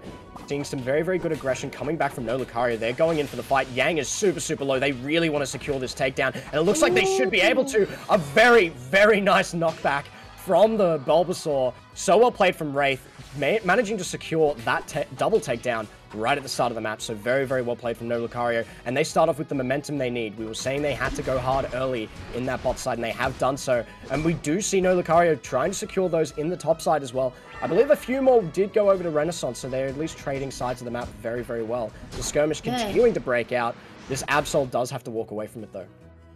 Yep, Hyperspace Hole, once again, we see it already, just allowing No Lucario to just get back all of the HP that it's lost in the team fight and just allow it to farm to become, you know, that level 5 Lucario that it gets, where it gets its first power spike. And already No Lucario, they seem, I mean, the score is 0-0, but we've seen how bottom lane has been dominating. They have the Wigglytuff, they have the Ivysaur, and on the side of Renaissance, it's still a Jigglypuff and a Bulbasaur. So it's looking much better for the side of No Lucario in the bottom lane this time.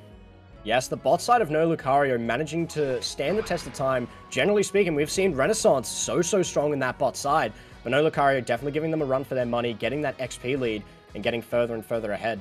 One thing I want to look at and even talk about is we see where the central characters have been going. It was a Haunter that went center versus the Dragonite. I was almost expecting both of the speedsters to go there, so it is going to be interesting to see the scaling from that Dragonite being able to secure those objectives really easily versus the Haunter with that assassination prowess, almost getting the Absol there. Very, very well played from Dev, but now they're continuing to chase after the Hooper. Hooper's getting quite low, and they trade a little bit of damage back, but nothing else is really happening. It looks like they should be able to just walk away from this one. Hooper doing that teleport, gets them out of there, gets them to safety.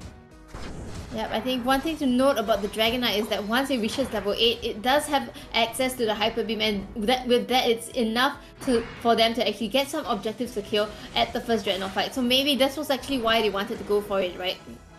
You know, when you're fighting against a team like No Lucario, you want to have the early levels first, and a level 9 Greninja might not be as possible, but a level 8 Dragonite, it's definitely possible, and they have already gone straight for this Dreadnought fight.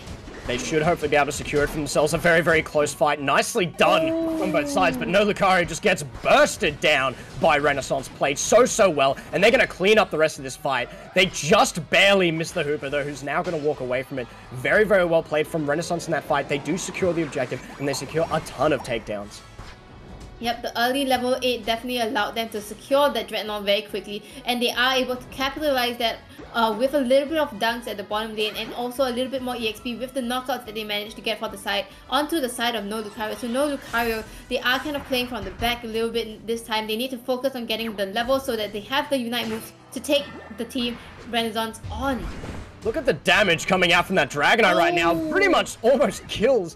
Sorry, gets the secure there onto that Lucario. So close with just one Hyper Beam, really. Able to chunk basically a third of their health every single time they get those ones down. So well played. And they clean up another takedown onto the Haunter. Haunter does scale very well, so we should see them come back into the game, hopefully.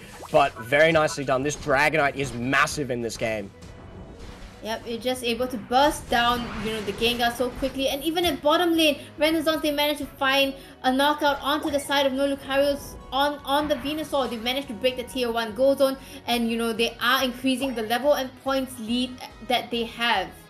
This Dragonite is very big. Even in the bot side, though, we do see the Venusaur v Venusaur. Renaissance coming back after they fell a little bit behind. No Lucario did very well with the pressure early, but now Renaissance's bot side is beginning to get a little bit more done. And we do see Dragonite is becoming such a threat in this game. The Hyper Beams are doing so much damage, getting the stacks that they need to get those 3 stacked Hyper Beam onto those targets, playing so well. And a bit of an overdunk, not as big as it could have been, but definitely very favored for Renaissance, ahead with 200 to 42 in the scoreline.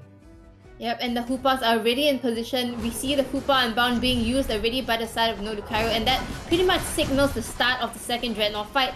Both and it seems like throwing they are down kind their of going unites. They're ready to go for this fight. There goes the Venusaur unites though. Tons and tons of damage. And they just clean up No Lucario. They just have so much damage. Even though Renaissance getting quite low, it is the 2 for 3. So a slight advantage in favor of Renaissance. So much damage coming out. And we do see how important the Hooper is for those fights. If both of them are there, they can just bring down the rest of their team. But it seems that a little bit more advantageous for Renaissance. They do secure the bees as well.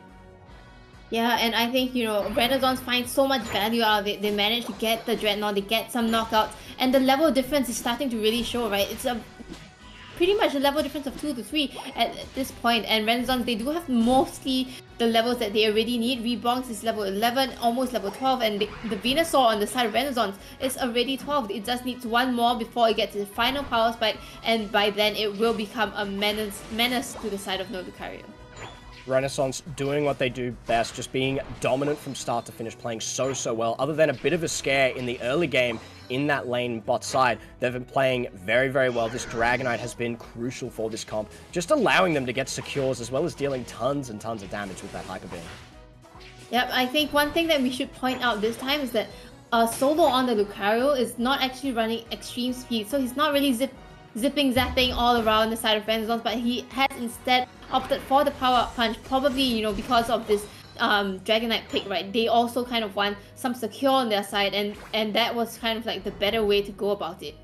I definitely think it is a good response, but that also means Lucario is not going to be dealing the damage that they were in the previous games, not going to have that same mobility and be able to get away with the same sort of plays. But we'll see how they perform here. We see a bit of a skirmish going over on top of the Rotom. We do see the Venu as well as Lucario trying to go in there. Solo is quite low, but got a ton of damage itself. They do secure, well, they managed to get the Hooper to jump out of that fight, and they do take down the Dragonite. That is a very important takedown. With that, they get a ton of XP back, as well as just keep them out of the fight. Nice. We do see the Absol getting into the back, but they get taken down.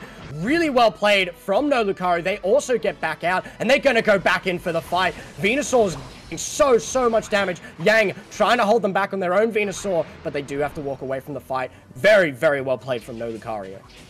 Yeah, they allow the Rotom to get in, but they find so much value out of that. Renaissance just couldn't push in any of the goals at all, even though the Rotom went in, and Lucario just manages to find all the knockout that it needs. It finds the Absol, it finds the Venusaur, and it finds the Dragonite. So good job to the side of No Lucario. Now, you know, the 2-minute mark has already started, and you know, the fight straight for the fight.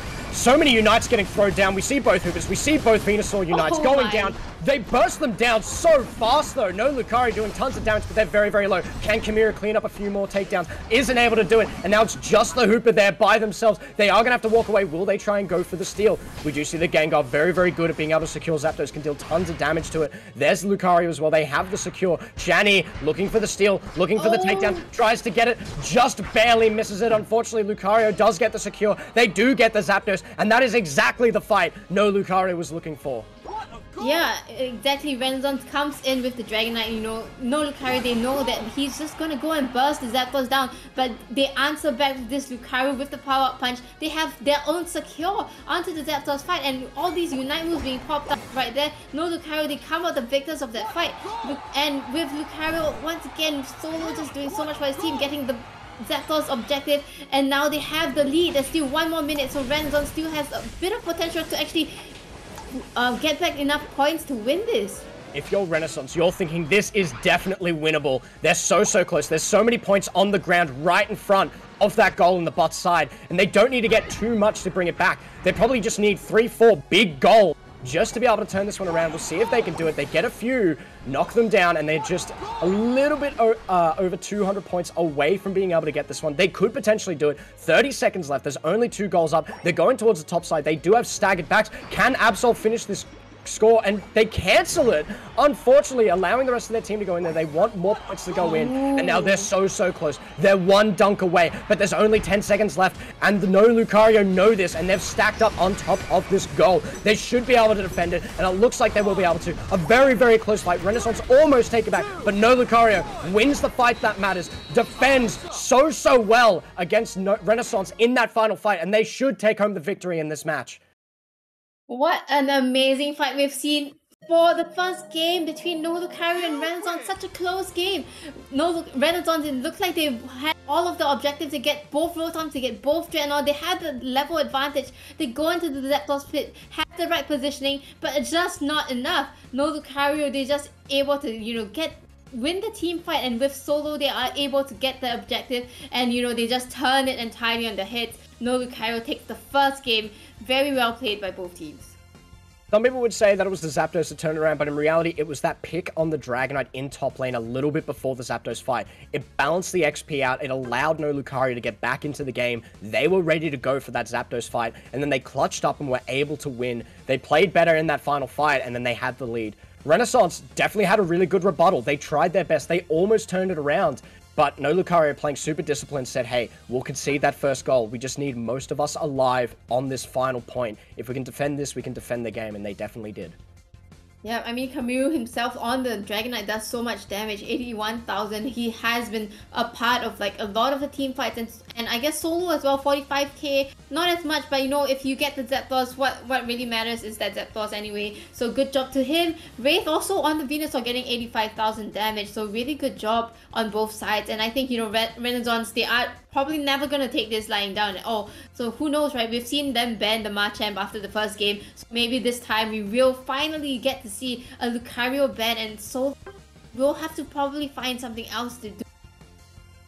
In saying that though, I'm not sure if the Lucario was the big threat here. I feel like by playing, Kimura playing that Dragonite, it did force Lucario to play a different style, to play that secure sort of style. And we didn't see as much damage coming out. If they do ban away the Dragonite, they might look to get rid of the Lucario as well. It would make sense to ban it in response, because otherwise they're not going to have to worry about getting the secure. They can run E-Speed, and then it's going to be an absolute menace. So I think the Dragonite was a very, very smart pick, because it forced Lucario to play a suboptimal build in terms of just DPS and team fighting to make sure they had some form of secure. Yeah, but I also think, Dev on the Gengar was one of probably the Pokemon that actually contributed a lot more in the team fight at the Zapdos pit, right? It's able to just burst down so quickly some of the Pokemons on the side of Renaissance, and it was kind of a mess, right? So many Unite moves that's being popped right there, but Gengar was the one that, has it has that kind of mobility to kind of jump from one target to another, and because of that, it's able to kind of peel all of the Pokemons that were on the side of Renaissance, and I think that was the point at which they lost the team fight there. Yeah, the damage meters definitely don't tell the full story, although Wraith killing it on the Venusaur, doing so much, doing a ton of damage, able to do so well, get so many takedowns. Was the Gengar that was able to sneak into the backline, able to get those takedowns that made it so effective. And look, you're not going to be looking for a Venusaur ban. You're probably just going to pick it yourself if you want to find that sort of an answer. But I definitely think Gengar, you need to look out for them. Will they decide to ban it out, or will they just ban out the Lucario so they don't have to worry about it? And on the flip side, are they looking to get rid of Kimura from playing that Dragonite? It was very, very strong. It did so much, and it caused a lot of pressure outside of just being able to fight. The objective secure was definitely threatening enough for them to say, hey, we need to change up how we're playing the game. Yeah, and I think, the Dragonite pick was... It's still similar to how they kind of played the Greninja, right? Get the early levels in, make sure that you have that kind of secure early in the game or the first Dreadnought fight, and try to snowball from there. It's kind of the same thing, just that it scales a little bit faster as compared to the Greninja, because they are playing against Lucario, and getting a level 9 is probably going to be even harder. So I think that strategy kind of worked really well for them. I would say they did extremely well from the early to mid game. They just, like you said, it was the battle at the top lane where the Lucario kind of just came back from the side of NL. So I think they might be actually going back into this game with the same team composition. They might do. Both sides had reason to believe that it worked out very well. No Lucario was able to absorb the pressure well early on. They actually managed to win some of those bot fights as well in that early game. The Dragonite, they got exactly what they wanted. They had level 8. They had it for the first Dreadnought. It made a lot of sense. Both teams might just run back the same comps, because it was down to a knife's edge. If the team fight was played slightly better by Renaissance on the Zapdos fight, then it's a completely different game and we're having a different discussion. So I feel like both teams have a lot of reasons to believe, hey, our teams work, and we might just see the run back. Yeah, for sure. I think both teams are definitely very confident with the current picks that they have. So I think this is why I feel like they might go for the same team composition. Or the other option is to kind of ban out that Lucario, and maybe if they actually ban out that Lucario, then you ban out maybe the Dragonite or a Duraludon as well, who has that kind of objective secure.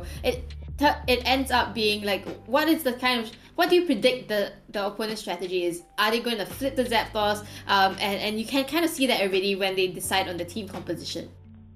It's entirely possible as well that we see both teams try and run a Dragonite. Maybe that's the way that they respond to it instead. But that does mean that they would lose some potential power elsewhere on the map, whether that be from mid side or from top side from Solo's Lucario. So we'll have to wait and see what they decide to opt for in this game. But again, no Lucario. I want to give them props on being able to withstand that early lane, because Renaissance looked so strong in every other match today, and they just managed to play the early game a bit better. In saying that, I think it was very close. Renaissance definitely had shots to win that early game in bot side. And top lane, again, Solo just doing what Solo does best. Even though they weren't able to get as much of a lead, they came back when it mattered most and secured that takedown on the Dragonite. Yeah, I totally agree with you. And you know, all these players, they are so well versed in multiple Pokemons, and also I guess for Solo as well, he's probably very well versed in both movesets for Lucario. And to be fair, even with the nerfs to it, it might not be as optimal as, you know, Extreme Speed as well as Bone Rush, but at the same time, it presents to you a different kind of playstyle. It presents to you different opportunities as well to actually, you know, they only had 2 Pokemon at the Zapdos pit at the end, but they're still able to take it even with the pressure coming in from the Hoopa, because Power Up Punch is an objective securing kind of move. And when you think about it, Lucario is scary no matter which way you build him, because, yeah, sure, you're not going to get resets a million times with E-speeds, but one close combat can burst down a target way too quickly, so there's a lot of damage that comes from there, as well as the fact that there's a ton of sustain. So Lucario, always a scary pick. It's just a bit of a different style, so very excited and glad to have seen that Solo can play both versions of the build very well, and we'll see, one, if they're going to play something different, if it's going to get banned out, because I would like to know, can Solo play some other things? What else are they good at? Always excited to see what people have as alternate pocket picks. Maybe we'll finally see a Serena if they decide to go for the ban. I do love seeing a Serena. They battle out and they look really good doing it, so we'll just have to wait and see when we get in this game. Yeah, for my knowledge, Solo does play other top lane Pokemon as well, so we might be seeing a Blastoise. I think Blastoise is a really good pick at this point, right? It does offer, it scales definitely later than the Lucario, but it has so much CC with, you know, his Unite move, Hydro Typhoon. It's just really able to sway the tides a little bit and change the outcome of certain team fights, I feel. So that's probably a pretty good pick. I think Aegislash as well is bad of a choice for top lane if, let's say, Blastoise and Lucario ends up being banned as well. Aegislash is a very strong pick. We haven't seen too much of it. We've seen a few so far in the tournament, and I do love seeing it play. The resets you can get is very strong. And we do see similar bans, but a slight variation. We are going to take out the Greninja this time around, so that opens up some potential other picks, and we'll see how the teams want to play around it. Yep, I think, you know, the Greninja pick is quite interesting because that kind of forces Kamiru back into the Dragonite, right? And they have dealt with the Dragonite before. So with that, you know, they are probably very confident about this and just don't want to let Renaissance change up the team combat much as well. It looks like they do want to pretty much run it back. It sounds like they're pretty confident in that Solo should be able to get the secure on this Lucario in place of the Dragonite. So we'll just have to wait and see if they have any steals like that. We see a Blastoise both sides once again, and Hoopa bringing it back again. It seems like they're happy to just concede it, have both teams have it, and are glad just to put the bans elsewhere. Yeah, I think with the Greninja ban, you open up the space for Blastoise, and Blastoise is definitely this Pokemon that we've talked about just now, right? It contributes so much to the team comp with its CC, Unite move, as well as being able to tank so much damage, and at the same time be an attacker for the team as well. It's kind of like I would say it's kind of like the best pick in terms of all-rounder, I would say right now. We've even seen NSV, for instance. They literally ran a Blastoise as a carry in the bot lane for that trio, so it can do so much damage. It can work in place of anything, and it's just so diverse in what it can do, so it makes sense that both teams would want to pick it up for this game. Yep, and I think no Lucario, they have not changed much about their team. They are probably going back to Lucario having the same build, so Power Up Punch as well as Close Combat. It has worked before. There's no need for them to actually change that. So it really depends on how Renaissance engages on them this time in the Zapdos pit. Yes, it's do or die for the side of Renaissance, so we'll see how they perform with the Blastoise now in their pocket, so hopefully they can get more value out of it. The Blastoise just able to literally walk into the backline without getting stopped is what makes it so strong.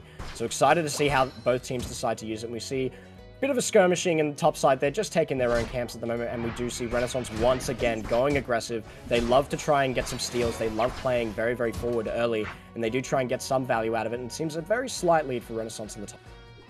Yeah, and what's interesting on the side of no Lucario is that they have decided to bring the Hooper and Lucario to bot lane instead of the top. And I guess this has to do with, you know, the Dragonite being level 8 before that, and Lucario just being able to take a lot of the last hits quicker as compared to like the Venusaur just now. And we do see some continued skirmishing in the bot side. They did manage to take down No Lucario's Hooper, and Lucario as well gets taken down from No Lucario. They say, time to go for your namesake. You are No Lucario today. They take it down. Very, very well played from No Lucario, from Renaissance to take down No Lucario. Very, very strong performance, and they are trying to get some camps, but a good steal away from the Venusaur there.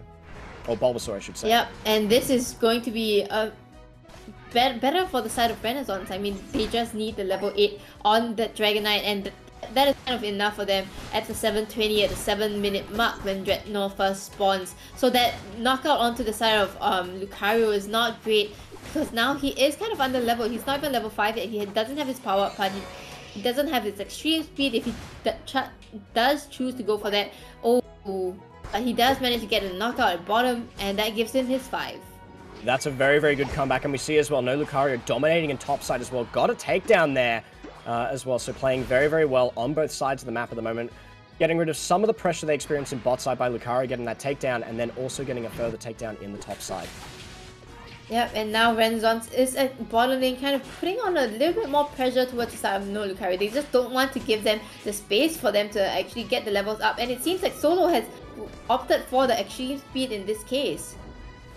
That's interesting to see. So they've decided that they're not actually going to go for the secure, and they'd rather go for the teamfight prowess. I mean, last game they ended up just winning the teamfight as well, rather than just going for the steal. So maybe they believe they can do it again, and they can do it quicker if they just leave them on the extreme speed. Lucario gets the takedown onto the Bulbasaur. Very, very nicely played. And it does look like they're going to trade the B camps, but a slight XP lead for Kamiru versus that Haunter.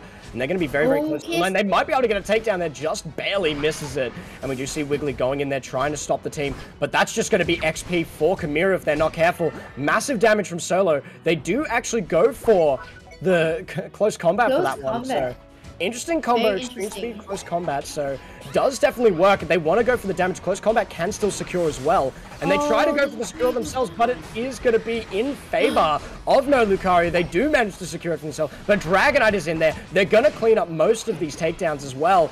Very nicely done. The fight staying relatively even, but I think Wartortle, that might have been a bit of a troll, and now they're just going to clean that up as well. But Gengar gets the secure back onto the Dragonite. A good turnaround, and they're looking for more. They should be able to clean this up as well. They have gone for the scaling build on the Gengar, and they secure another takedown for themselves.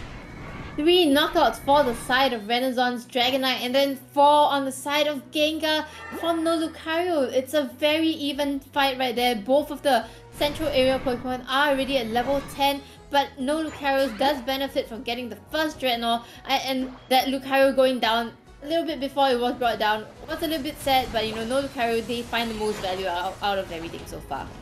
We're finally seeing someone get an early game on top of Renaissance, playing so well, and getting even more takedowns to themselves, dominating that fight. The Blastoise was huge in that battle.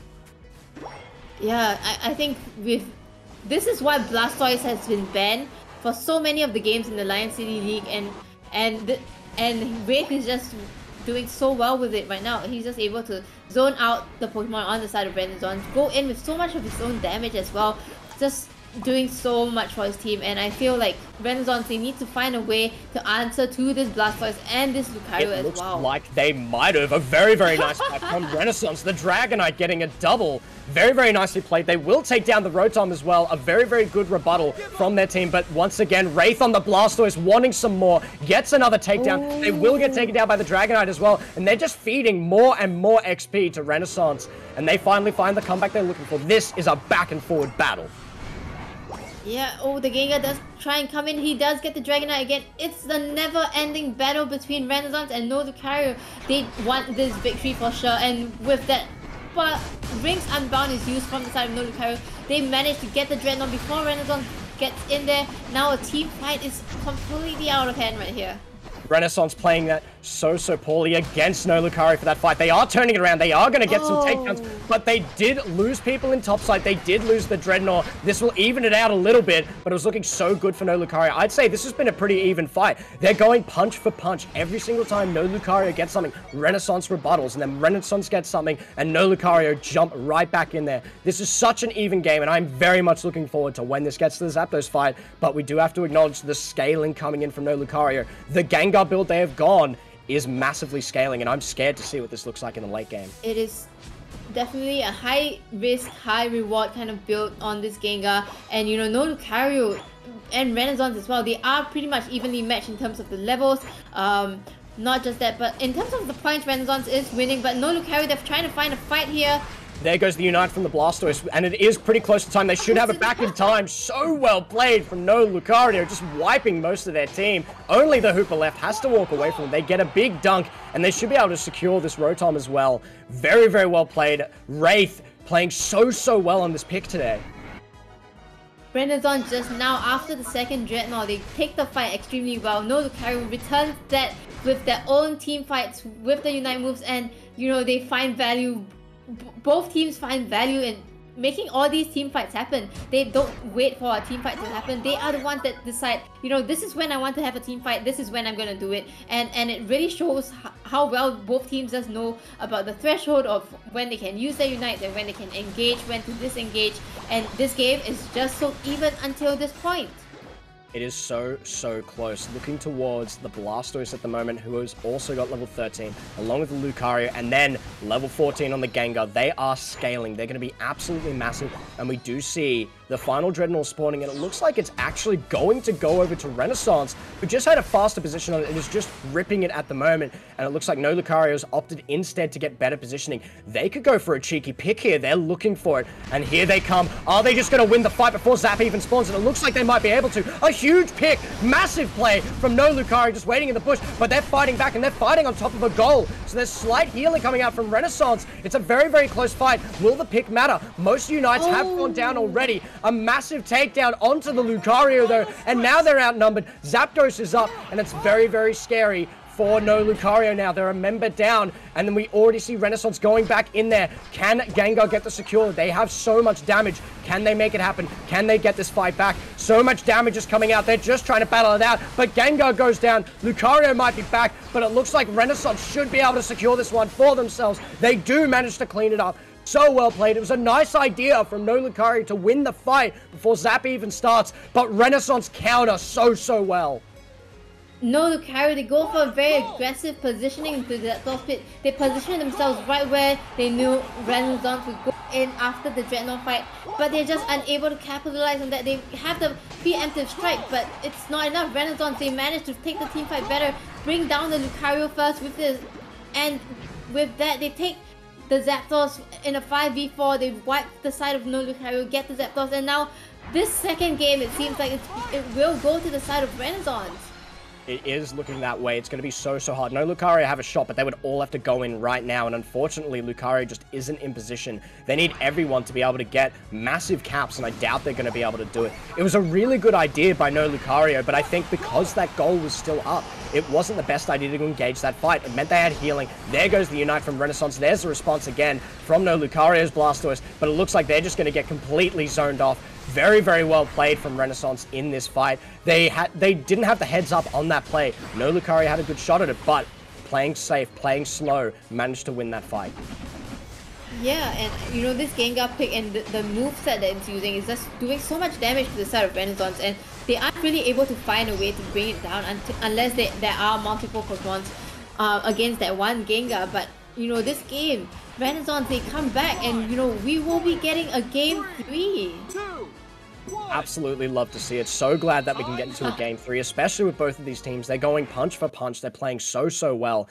And again, I loved the idea from No Lucario, but I think while they still had the goal up, it was so risky. I think that was literally the game changer. The fact that they could walk back, get a bit of extra healing, and then jump right back into the action. So a very good attempt from No Lucario, and I love the idea, but Renaissance played the long game, played the fight so well, and were able to come out with a win there.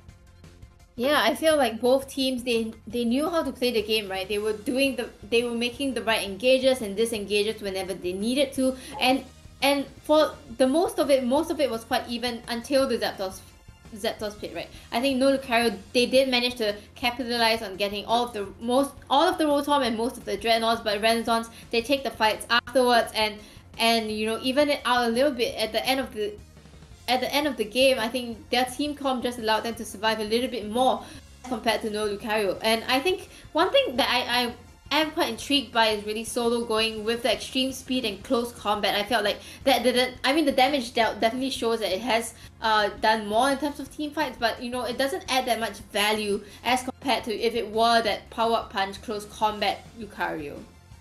Yes, it definitely looked like they were trying to go for a bit of an in-between. They wanted the team fight prowess of the extreme speed, but then they also wanted to have some secure with close combat. I think it might have been better if they decided to go either way. If they potentially had Bone Rush, they might have been able to get more done in that final fight for Zap. Or if they went for the close combat power-up punch, they might have been able to have some secure, and instead of going for the fight at all, they could have just waited for a little bit, flipped it on Zap, and seen how it gone. Again, I loved the idea. I thought it was a genius play to go for. Just barely off because of the goal, so I think a very, very good response. Renaissance played it so well and responded very well, and again, you're right, so much sustain. The Venusaur is one of those carries that can just stay there and fight forever, so I think they played it well. They played the fights exactly the way they needed to, and that's why they're able to come out with the win. Right, and now it seems like, you know, NL are the ones that need to kind of adapt back to what Renaissance have to offer, right? I mean, they did purposely ban out the Greninja to force Camille into that Dragonite pick, but you know, he's just shown that he's capable enough on the Dragonite. He has kind of did good enough in the first game, being able to scale their team so quickly, only kind of losing out because of the Zapdos fight. And in the second game as well, he contributes so much in the team fights, gets so many of the knockouts as well onto the side of No Lucario. And this third game, it's going to be the deciding factor of who wins the third qualifiers of the Lion City League.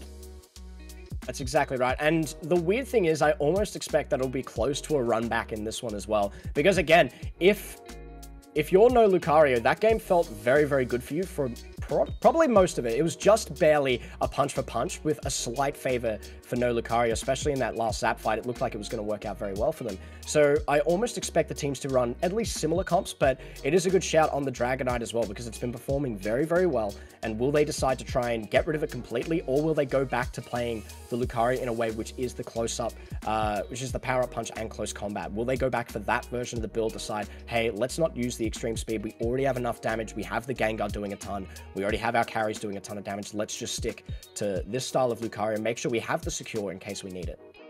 Yeah, I mean, the second game was definitely a game that NL could have come in, do a little bit of experimentation, right? To see whether or not, you know, I kind of want to try this here, and if we lose this, it's not too bad because there's still a game 3, and that's kind of what they did. Or at least that's what it felt to me. Because, you know, the team comp, they didn't really change it that much. They were very confident about it when they used it yesterday as well. So I think it's really just fine-tuning it a little bit, finding that sweet spot to go against Renaissance, because Renaissance is a team that, you know, they play a lot and they also have a lot of experience in competition. They know how to counter, and we saw that in the second game with the bans, with the picks that they have decided to go for. And I think, you know, this third game is going to be so exciting.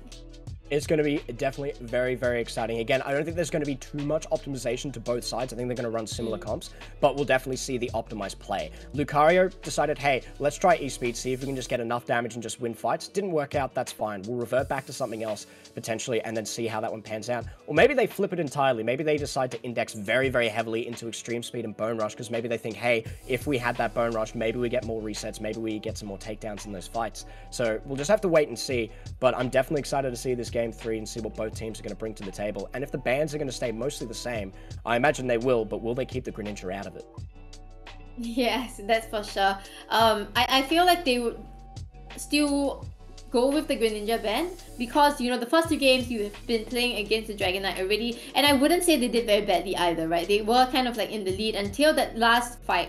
So I think that they kind of want to go in with the same things, and they want to make sure that they are fighting very similar team compositions on the side of Renaissance as well. I think that's kind of like what makes sense, because this is a best of 3 and we are down to the third game. So I think teams probably just gonna re-strategize a little bit, right? That the end fight at Zapdos didn't really work out as how NL wanted it to be, so they probably have to relook at how they want to do that better this time. And for Renaissance, they probably want to see how they can actually scale faster in the mid game, especially if, let's say, they don't get the Dreadnought, because they were kind of struggling a little bit there, but they kind of positioned themselves really well in the Zap fight, and they were able to come back from there.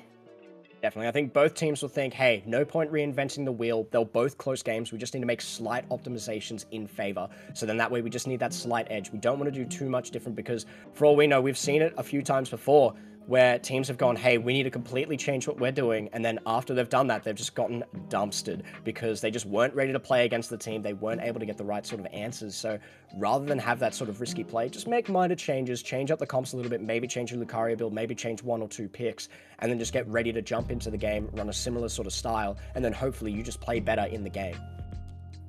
Yes, that's for sure. And I think all of their hands and everything is all ready to go already. They definitely have like all warmed up already from the morning until now, and they are probably going to make sure that this game is the best game that they have played today. I'm super excited and very, very glad we made it to a Game 3 situation here, because we get to see a proper final, and it's going to be an absolute slugfest. I already know both teams playing so well, going punch for punch, and we're going to see it once more here. Do you have anything that you're particularly looking forward to in this final game? Well, I think we are definitely going to expect a lot of close fights again. It's not, the objective is no longer just Dreadnought or Rotom. It's really about the team fights that happen after or before as well. So because these two teams are just so well versed in the game, they know all the timings and they know what really matters. If they don't get the Dreadnought, how can they find the value out of the team fight afterwards? And how do we make use of the Unite moves that we have at a certain timing? When is the last time we can use it? And I think those were the things that we saw in the second game, right? Renaissance just engaging onto them on NL side after the Dreadnought, and then at the top lane as well, NL just being able to find that angle before the Rotom, bait them out a little bit more, find some value in the team fights right there. And I think that's kind of like what we will be expecting in this game once again. Definitely, game's going to be on a knife's edge. People are going to be going for the potentially riskier plays, trying to make sure that they can make that difference and just turn it just slightly in their favor. Because again, like we've been saying, these fights have been close. They've been going punch for punch in each of these games. So we need to see some potentially riskier plays from some of these big carries. I'm looking forward to seeing Solo going in there, doing what they do best in their Lucario, and just seeing everything that can be done as well from either side squads, because Wraith playing so well on these carries, doing so much damage. So I'm excited to see if they can continue to keep that up in this next game. Yeah, and I think both teams are getting ready already. They have taken just a short break just to kind of like group up again, rethink the game and what they kind of want to bring into the third game. So I think with that, we are kind of going into the character selection screen, and once again the bands are similar. We do have the Slowbro, Sylveon. We have a Blastoise band this time, so no more Blastoise as we've seen in the previous game, but we also still have the Blissey band. That is a bit of a scary prospect, because that means Kamiru back on the Greninja. This is going to be such a scary pick for them. Looking forward to seeing this one in this match. And they also run the Absol as well, potentially looking to get a bit of backline potential there. But in saying that, they've only really got one true backliner in the form of this Venusaur. So it's actually going to be very all-in from no Lucario. Excited to see it. It's going to be all on Dev, all on Wraith to see how they could do going into the back line. I am curious to see why Solo has actually jumped off the Lucario here. You know what, maybe they just want to spice things up a little bit more, show the kind of variety that can play. And with Wraith from the Lucario and Solo on the Ninetales, Venusaur, the gameplay is going to be very different. And Renaissance, they have a little bit more to kind of work with in terms of, adapting to what NL has brought to them on, Yeah, I think this is a fantastic optimization, because it's exactly right. They're running a very similar comp to what they were running previously, but this time they're just swapping who's playing it. So that's going to completely change because of their play styles on those characters, but the comp is still the same. What they want to do is very much the same. So looking forward to seeing how they perform here, but again, they got to be careful. Greninja, Kamiru, who's been very big on this pick, and I'm looking forward to seeing how they perform in this final game. Yeah, I think no Lucario hasn't faced Kamiru's Greninja yet so far in this Lion City League. So it's quite a gamble, I suppose, by not banning the Greninja this time. But we will see if they're able to kind of adapt and find a way around it as well. So I think the team composition wise on the side of No Lucario is pretty standard. We do have like the late game scaling Pokemon being the Gengar as well as the Venusaur, and everything else has been kept the same because of the bans. And on the side of Renaissance as well, they do have that the same in terms of the support as well as the attacker. But what really matters is, you know, them being able to scale and funnel this Greninja early in the game. Big skirmish already in the bot side. They get so close on their own Wiggly, but they do manage to secure just the Wiggly takedown and then walk away from that one. So very nice to play. Kamiru already doing what they can to try and get ahead in this game, and we absolutely love to see it. Solo doing okay on the Venu, but they did get punished just a little bit by Renaissance. Yep, and now, you know, they kind of need to make sure that Ice is level 4 before the first set of Bees. They might be in a rush though, but they do manage to find it, and they are able to kind of try and contest for this Bees, but it seems like most of it does go to Yang instead. Yes, very nicely played from Renaissance, securing as much of that XP as they can, and it's always very scary. Renaissance doing well in the early game bot side is always a telling sign. Normally, that's how they've been able to get their wins. They get a nice little lead early game from bot side while allowing Kamiru to get even more XP on the map, and they're continuing to get XP. Should get level 6 very soon, but does have that denied from them on that last take. So very well played. No Lucario trying to get that deny. They're going in for the fight as well. It seems that should have gone over to Kamiru, and it has. So it is getting pretty scary, but it is still level 6 to level 6 for both of those mid players. Yep, and we do see a very early rotation by the Hoopa down to bottom lane after the Lucario reaches level 5. And you know, this might be the response that they have kind of decided on to go against like the level 7 Greninja already on the side of Renaissance. They don't want it to get its level 9 for sure before the second set of Bees as well as Dreadnought.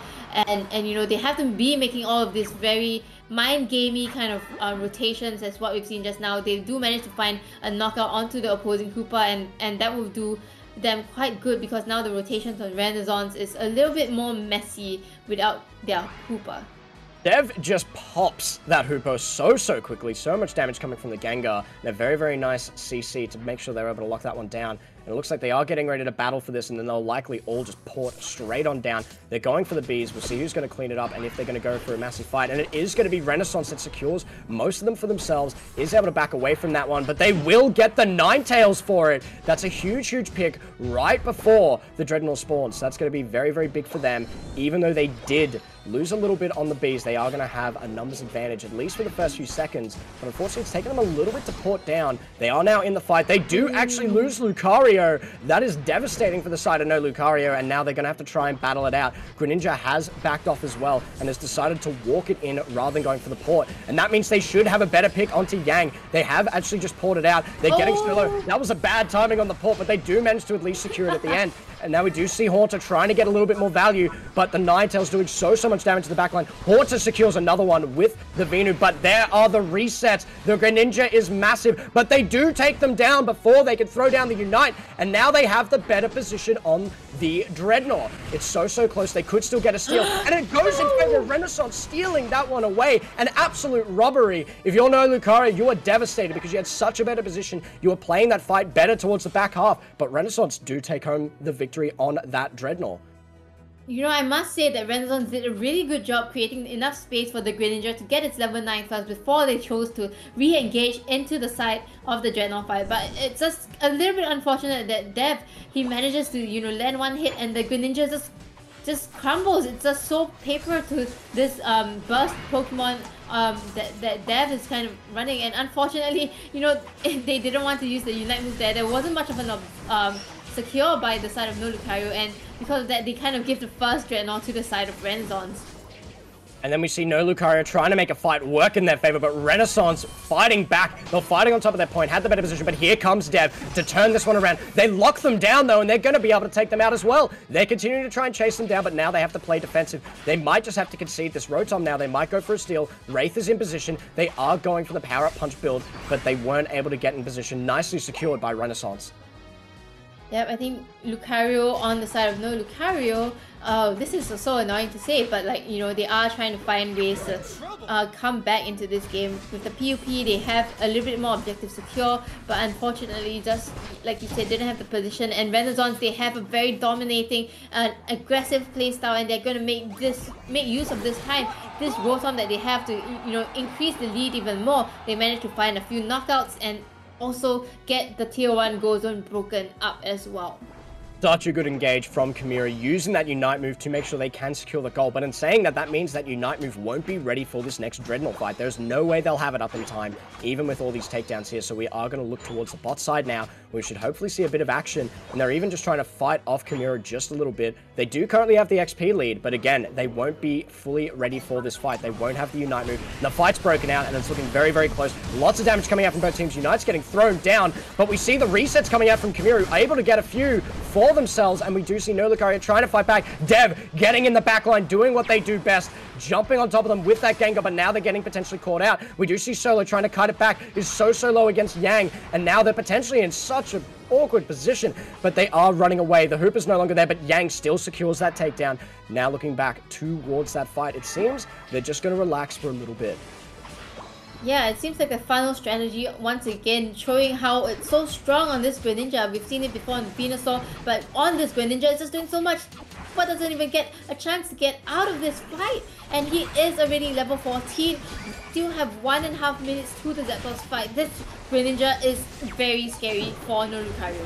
But here comes Dev, does secure the takedown on the Venusaur. They should be able to secure some more. That's the double onto the Greninja as well. They can keep going if they really want to. They actually force down the portal from the Hooper. Chani just trying to get some health, trying to run away from it. They're getting so much value from this takedown. Lucario just trying to get a big goal. They do take down the Venusaur, but that's a massive stack on that buck goal. Nicely played from no Lucario, throwing a punch back and evening out the XP. Yeah, once again, we are seeing so much engages happening, so much fights that, you know, both sides are trying to take. Both sides are actually making, not even just, you know, oh, I see a fight, I want to go in. It's, I want to start this fight. And we see both teams do that so many times in the previous game and in this game as well. Both teams have the levels that they really want already. I think Renaissance has a little bit of advantage in terms of the EXP, as well as, you know, the level 13 on the Venusaur, but no Lucario, they are catching up really quickly as well. Yeah, and look, we've seen it before. Game 1, Renaissance were slightly ahead, did have a slightly better position on Zap, and then no Lucario, out of nowhere, won the fight. They fought it so well. We'll see if they can do it again. They have to deal with this Rotom first, or they could just concede it and allow it to go in, but it looks like they will just burst it down very quickly and then get ready for this fight on top of the Zapdos. And we already see... this time, Renaissance has that better positioning as compared to no Lucario, right? The Hooper hasn't really gone in yet. Oh no, KST got Such a good pick onto the Hooper. That is devastating if you're no Lucario. Renaissance already had the better position, but can we see no Lucario? Can they get some comeback takedowns? It looks like they got a few. This Venusaur is still alive for no Lucario. They will get taken down, but at the moment, it is a 2 for 3.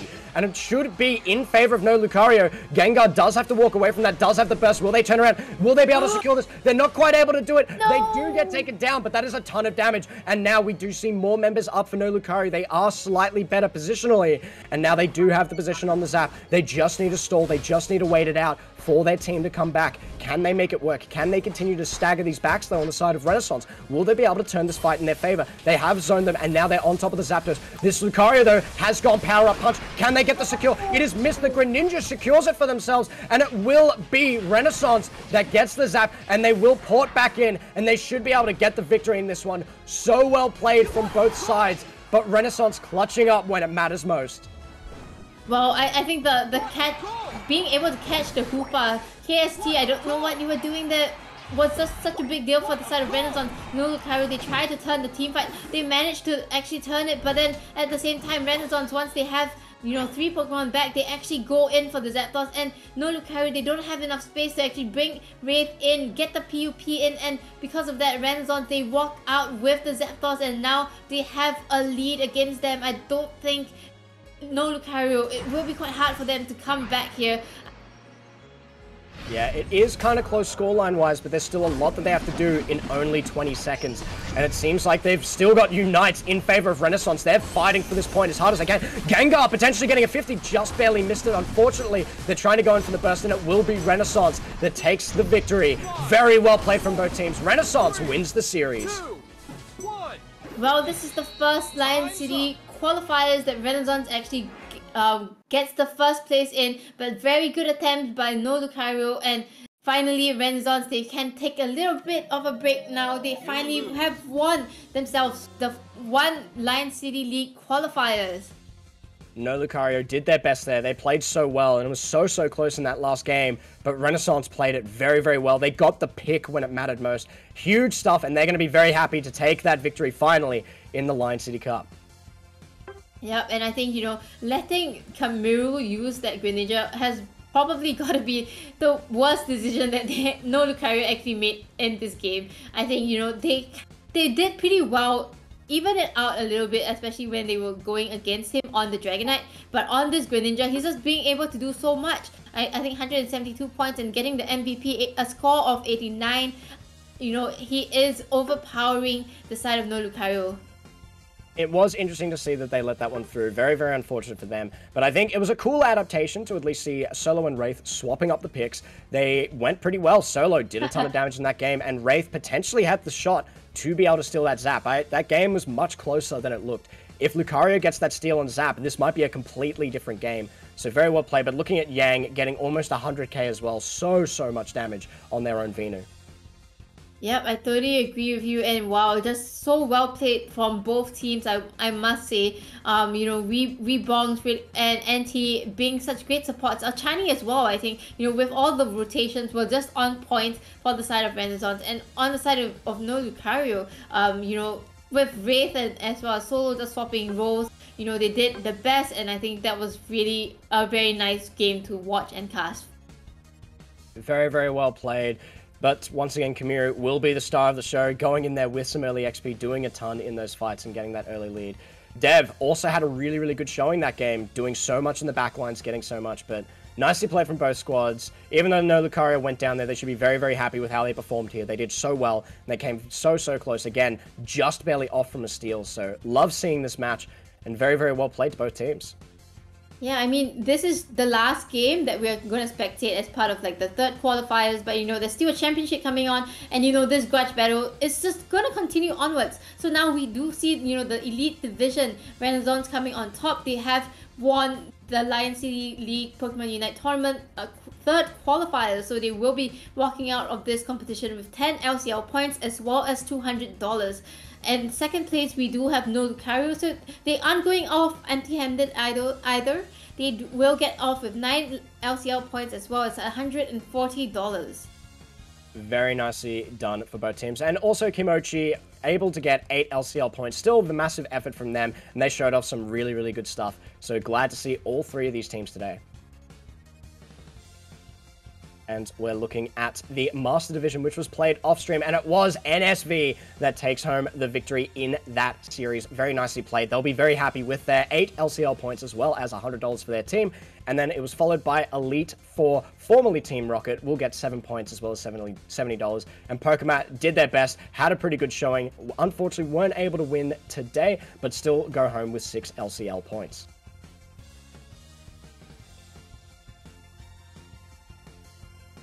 And yeah, so as we've said, right, all of these points will lead up to the LCL Championships that will be happening in June. So with today's competition just ended, we can finally pile all of the top 8 teams and based on the LCL points, and we will see who actually gets to participate in the Lion City Championships in June. This is fantastic. It does look like it is Renaissance at the number 1 spot, of course, with No Lucario, but we've seen a few changes. Elite 4 in there at number 7. Very nicely done. They're going to be very happy to be able to participate. We have seen drop-off from a few other members, so very unfortunate for those teams. But this is our final roster. We do have Renaissance, No Lucario, Kimochi, Star 9, Pokeballers, NSV, Elite 4, and TJKQA. Yeah, and we might have just ended the third qualifier match, but there's going to be so much more games, so much more excitement in the Lion City Championships that will be happening in June. It is going to be an offline event, so I'm just so excited to see everyone there and looking at all the teams actually pit themselves against one another once again. You know, we will probably get to see another grudge match between Renaissance and No Lucario, and that is definitely going to be very exciting to watch. That's going to be super exciting. I'm also excited to see Star 9 now, still sitting there at number 4. They decided they didn't even have to play. They were so confident, so I imagine they're having a good time as well. They also see what their competition is capable of. Maybe some new picks that have come out that they weren't expecting, so they'll have some time to prepare for that one as well. And another shout out again, Kimochi doing so well today. I think even though they weren't able to quite get some victories over on the other teams, they played their hearts out and they did so well. Yeah, I think Kimochi was definitely one of the teams that improved so much from the start until the end. And once again, do show us some support, the Lion City League. Do visit us on the Facebook page, like and share, you know, comment. And you know, we still have some more games lined up for the Lion City League. There's still Halo as well as FIFA. So all participants who join, you know, they have a chance to win a Prism Plus gaming monitor. So if you guys do play these games, do sign up for the ones that will be upcoming in the next 2 weekends of May, so that you might just walk away with one of these Prism Plus monitors that we have from our partners.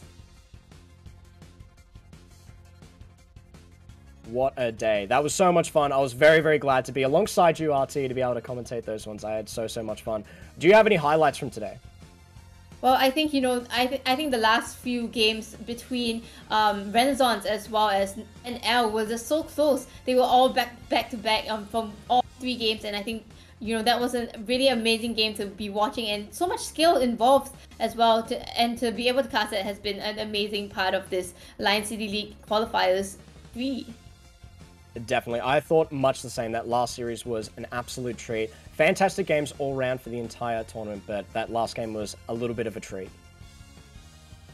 Yep, for sure. And I think we can definitely expect more of these games in the championship itself. And yeah, Phoenix, maybe if you want, you can actually use this time to just shout out yourself as well. Most definitely. Well, look, thank you so much, everyone, for having me. I had an absolute blast. My name is Phoenix. You can also pronounce it Phoenix, however you would like. And I mostly am found on Twitch, so twitch.tv/F3ONYX, because I like to spell things as weirdly as possible. And yes, as for myself as well, you can find me on Twitter, Twitch, and Instagram with the same name, with 3 N's at the bottom. And yes, this has been a great opportunity for both me and Phoenix to be here casting for you guys at the Lion City League 3rd Pokemon Unite Qualifiers. It has been a joy, and I am just so excited for the championships that will be coming in end June. We will release more details as we reach closer to the dates, and when we have more information about it as well. Well, look, thank you so much for having me. I had an absolute treat of a day, so thank you so much. And RT, thank you again for commentating alongside me as well, and I'm so honored to have been here with you today. Yep, this has been a great pleasure to be here, and once again, this is RT and Phoenix signing out.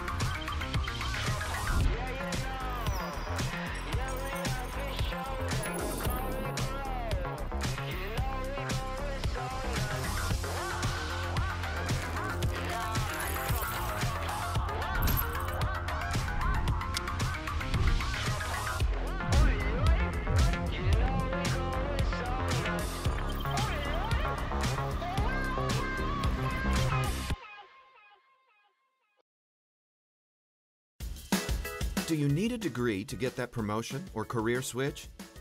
Graduate with an honors degree from Birmingham City University in 1 year. Established since 1843, you can choose from a variety of leading business programs. Diploma holders can complete the degree in 1 year. Assignment-based assessment allows you to manage your time better by spreading out your workload. No weekend classes means you don't have to compromise on your social and family life. Find out more today.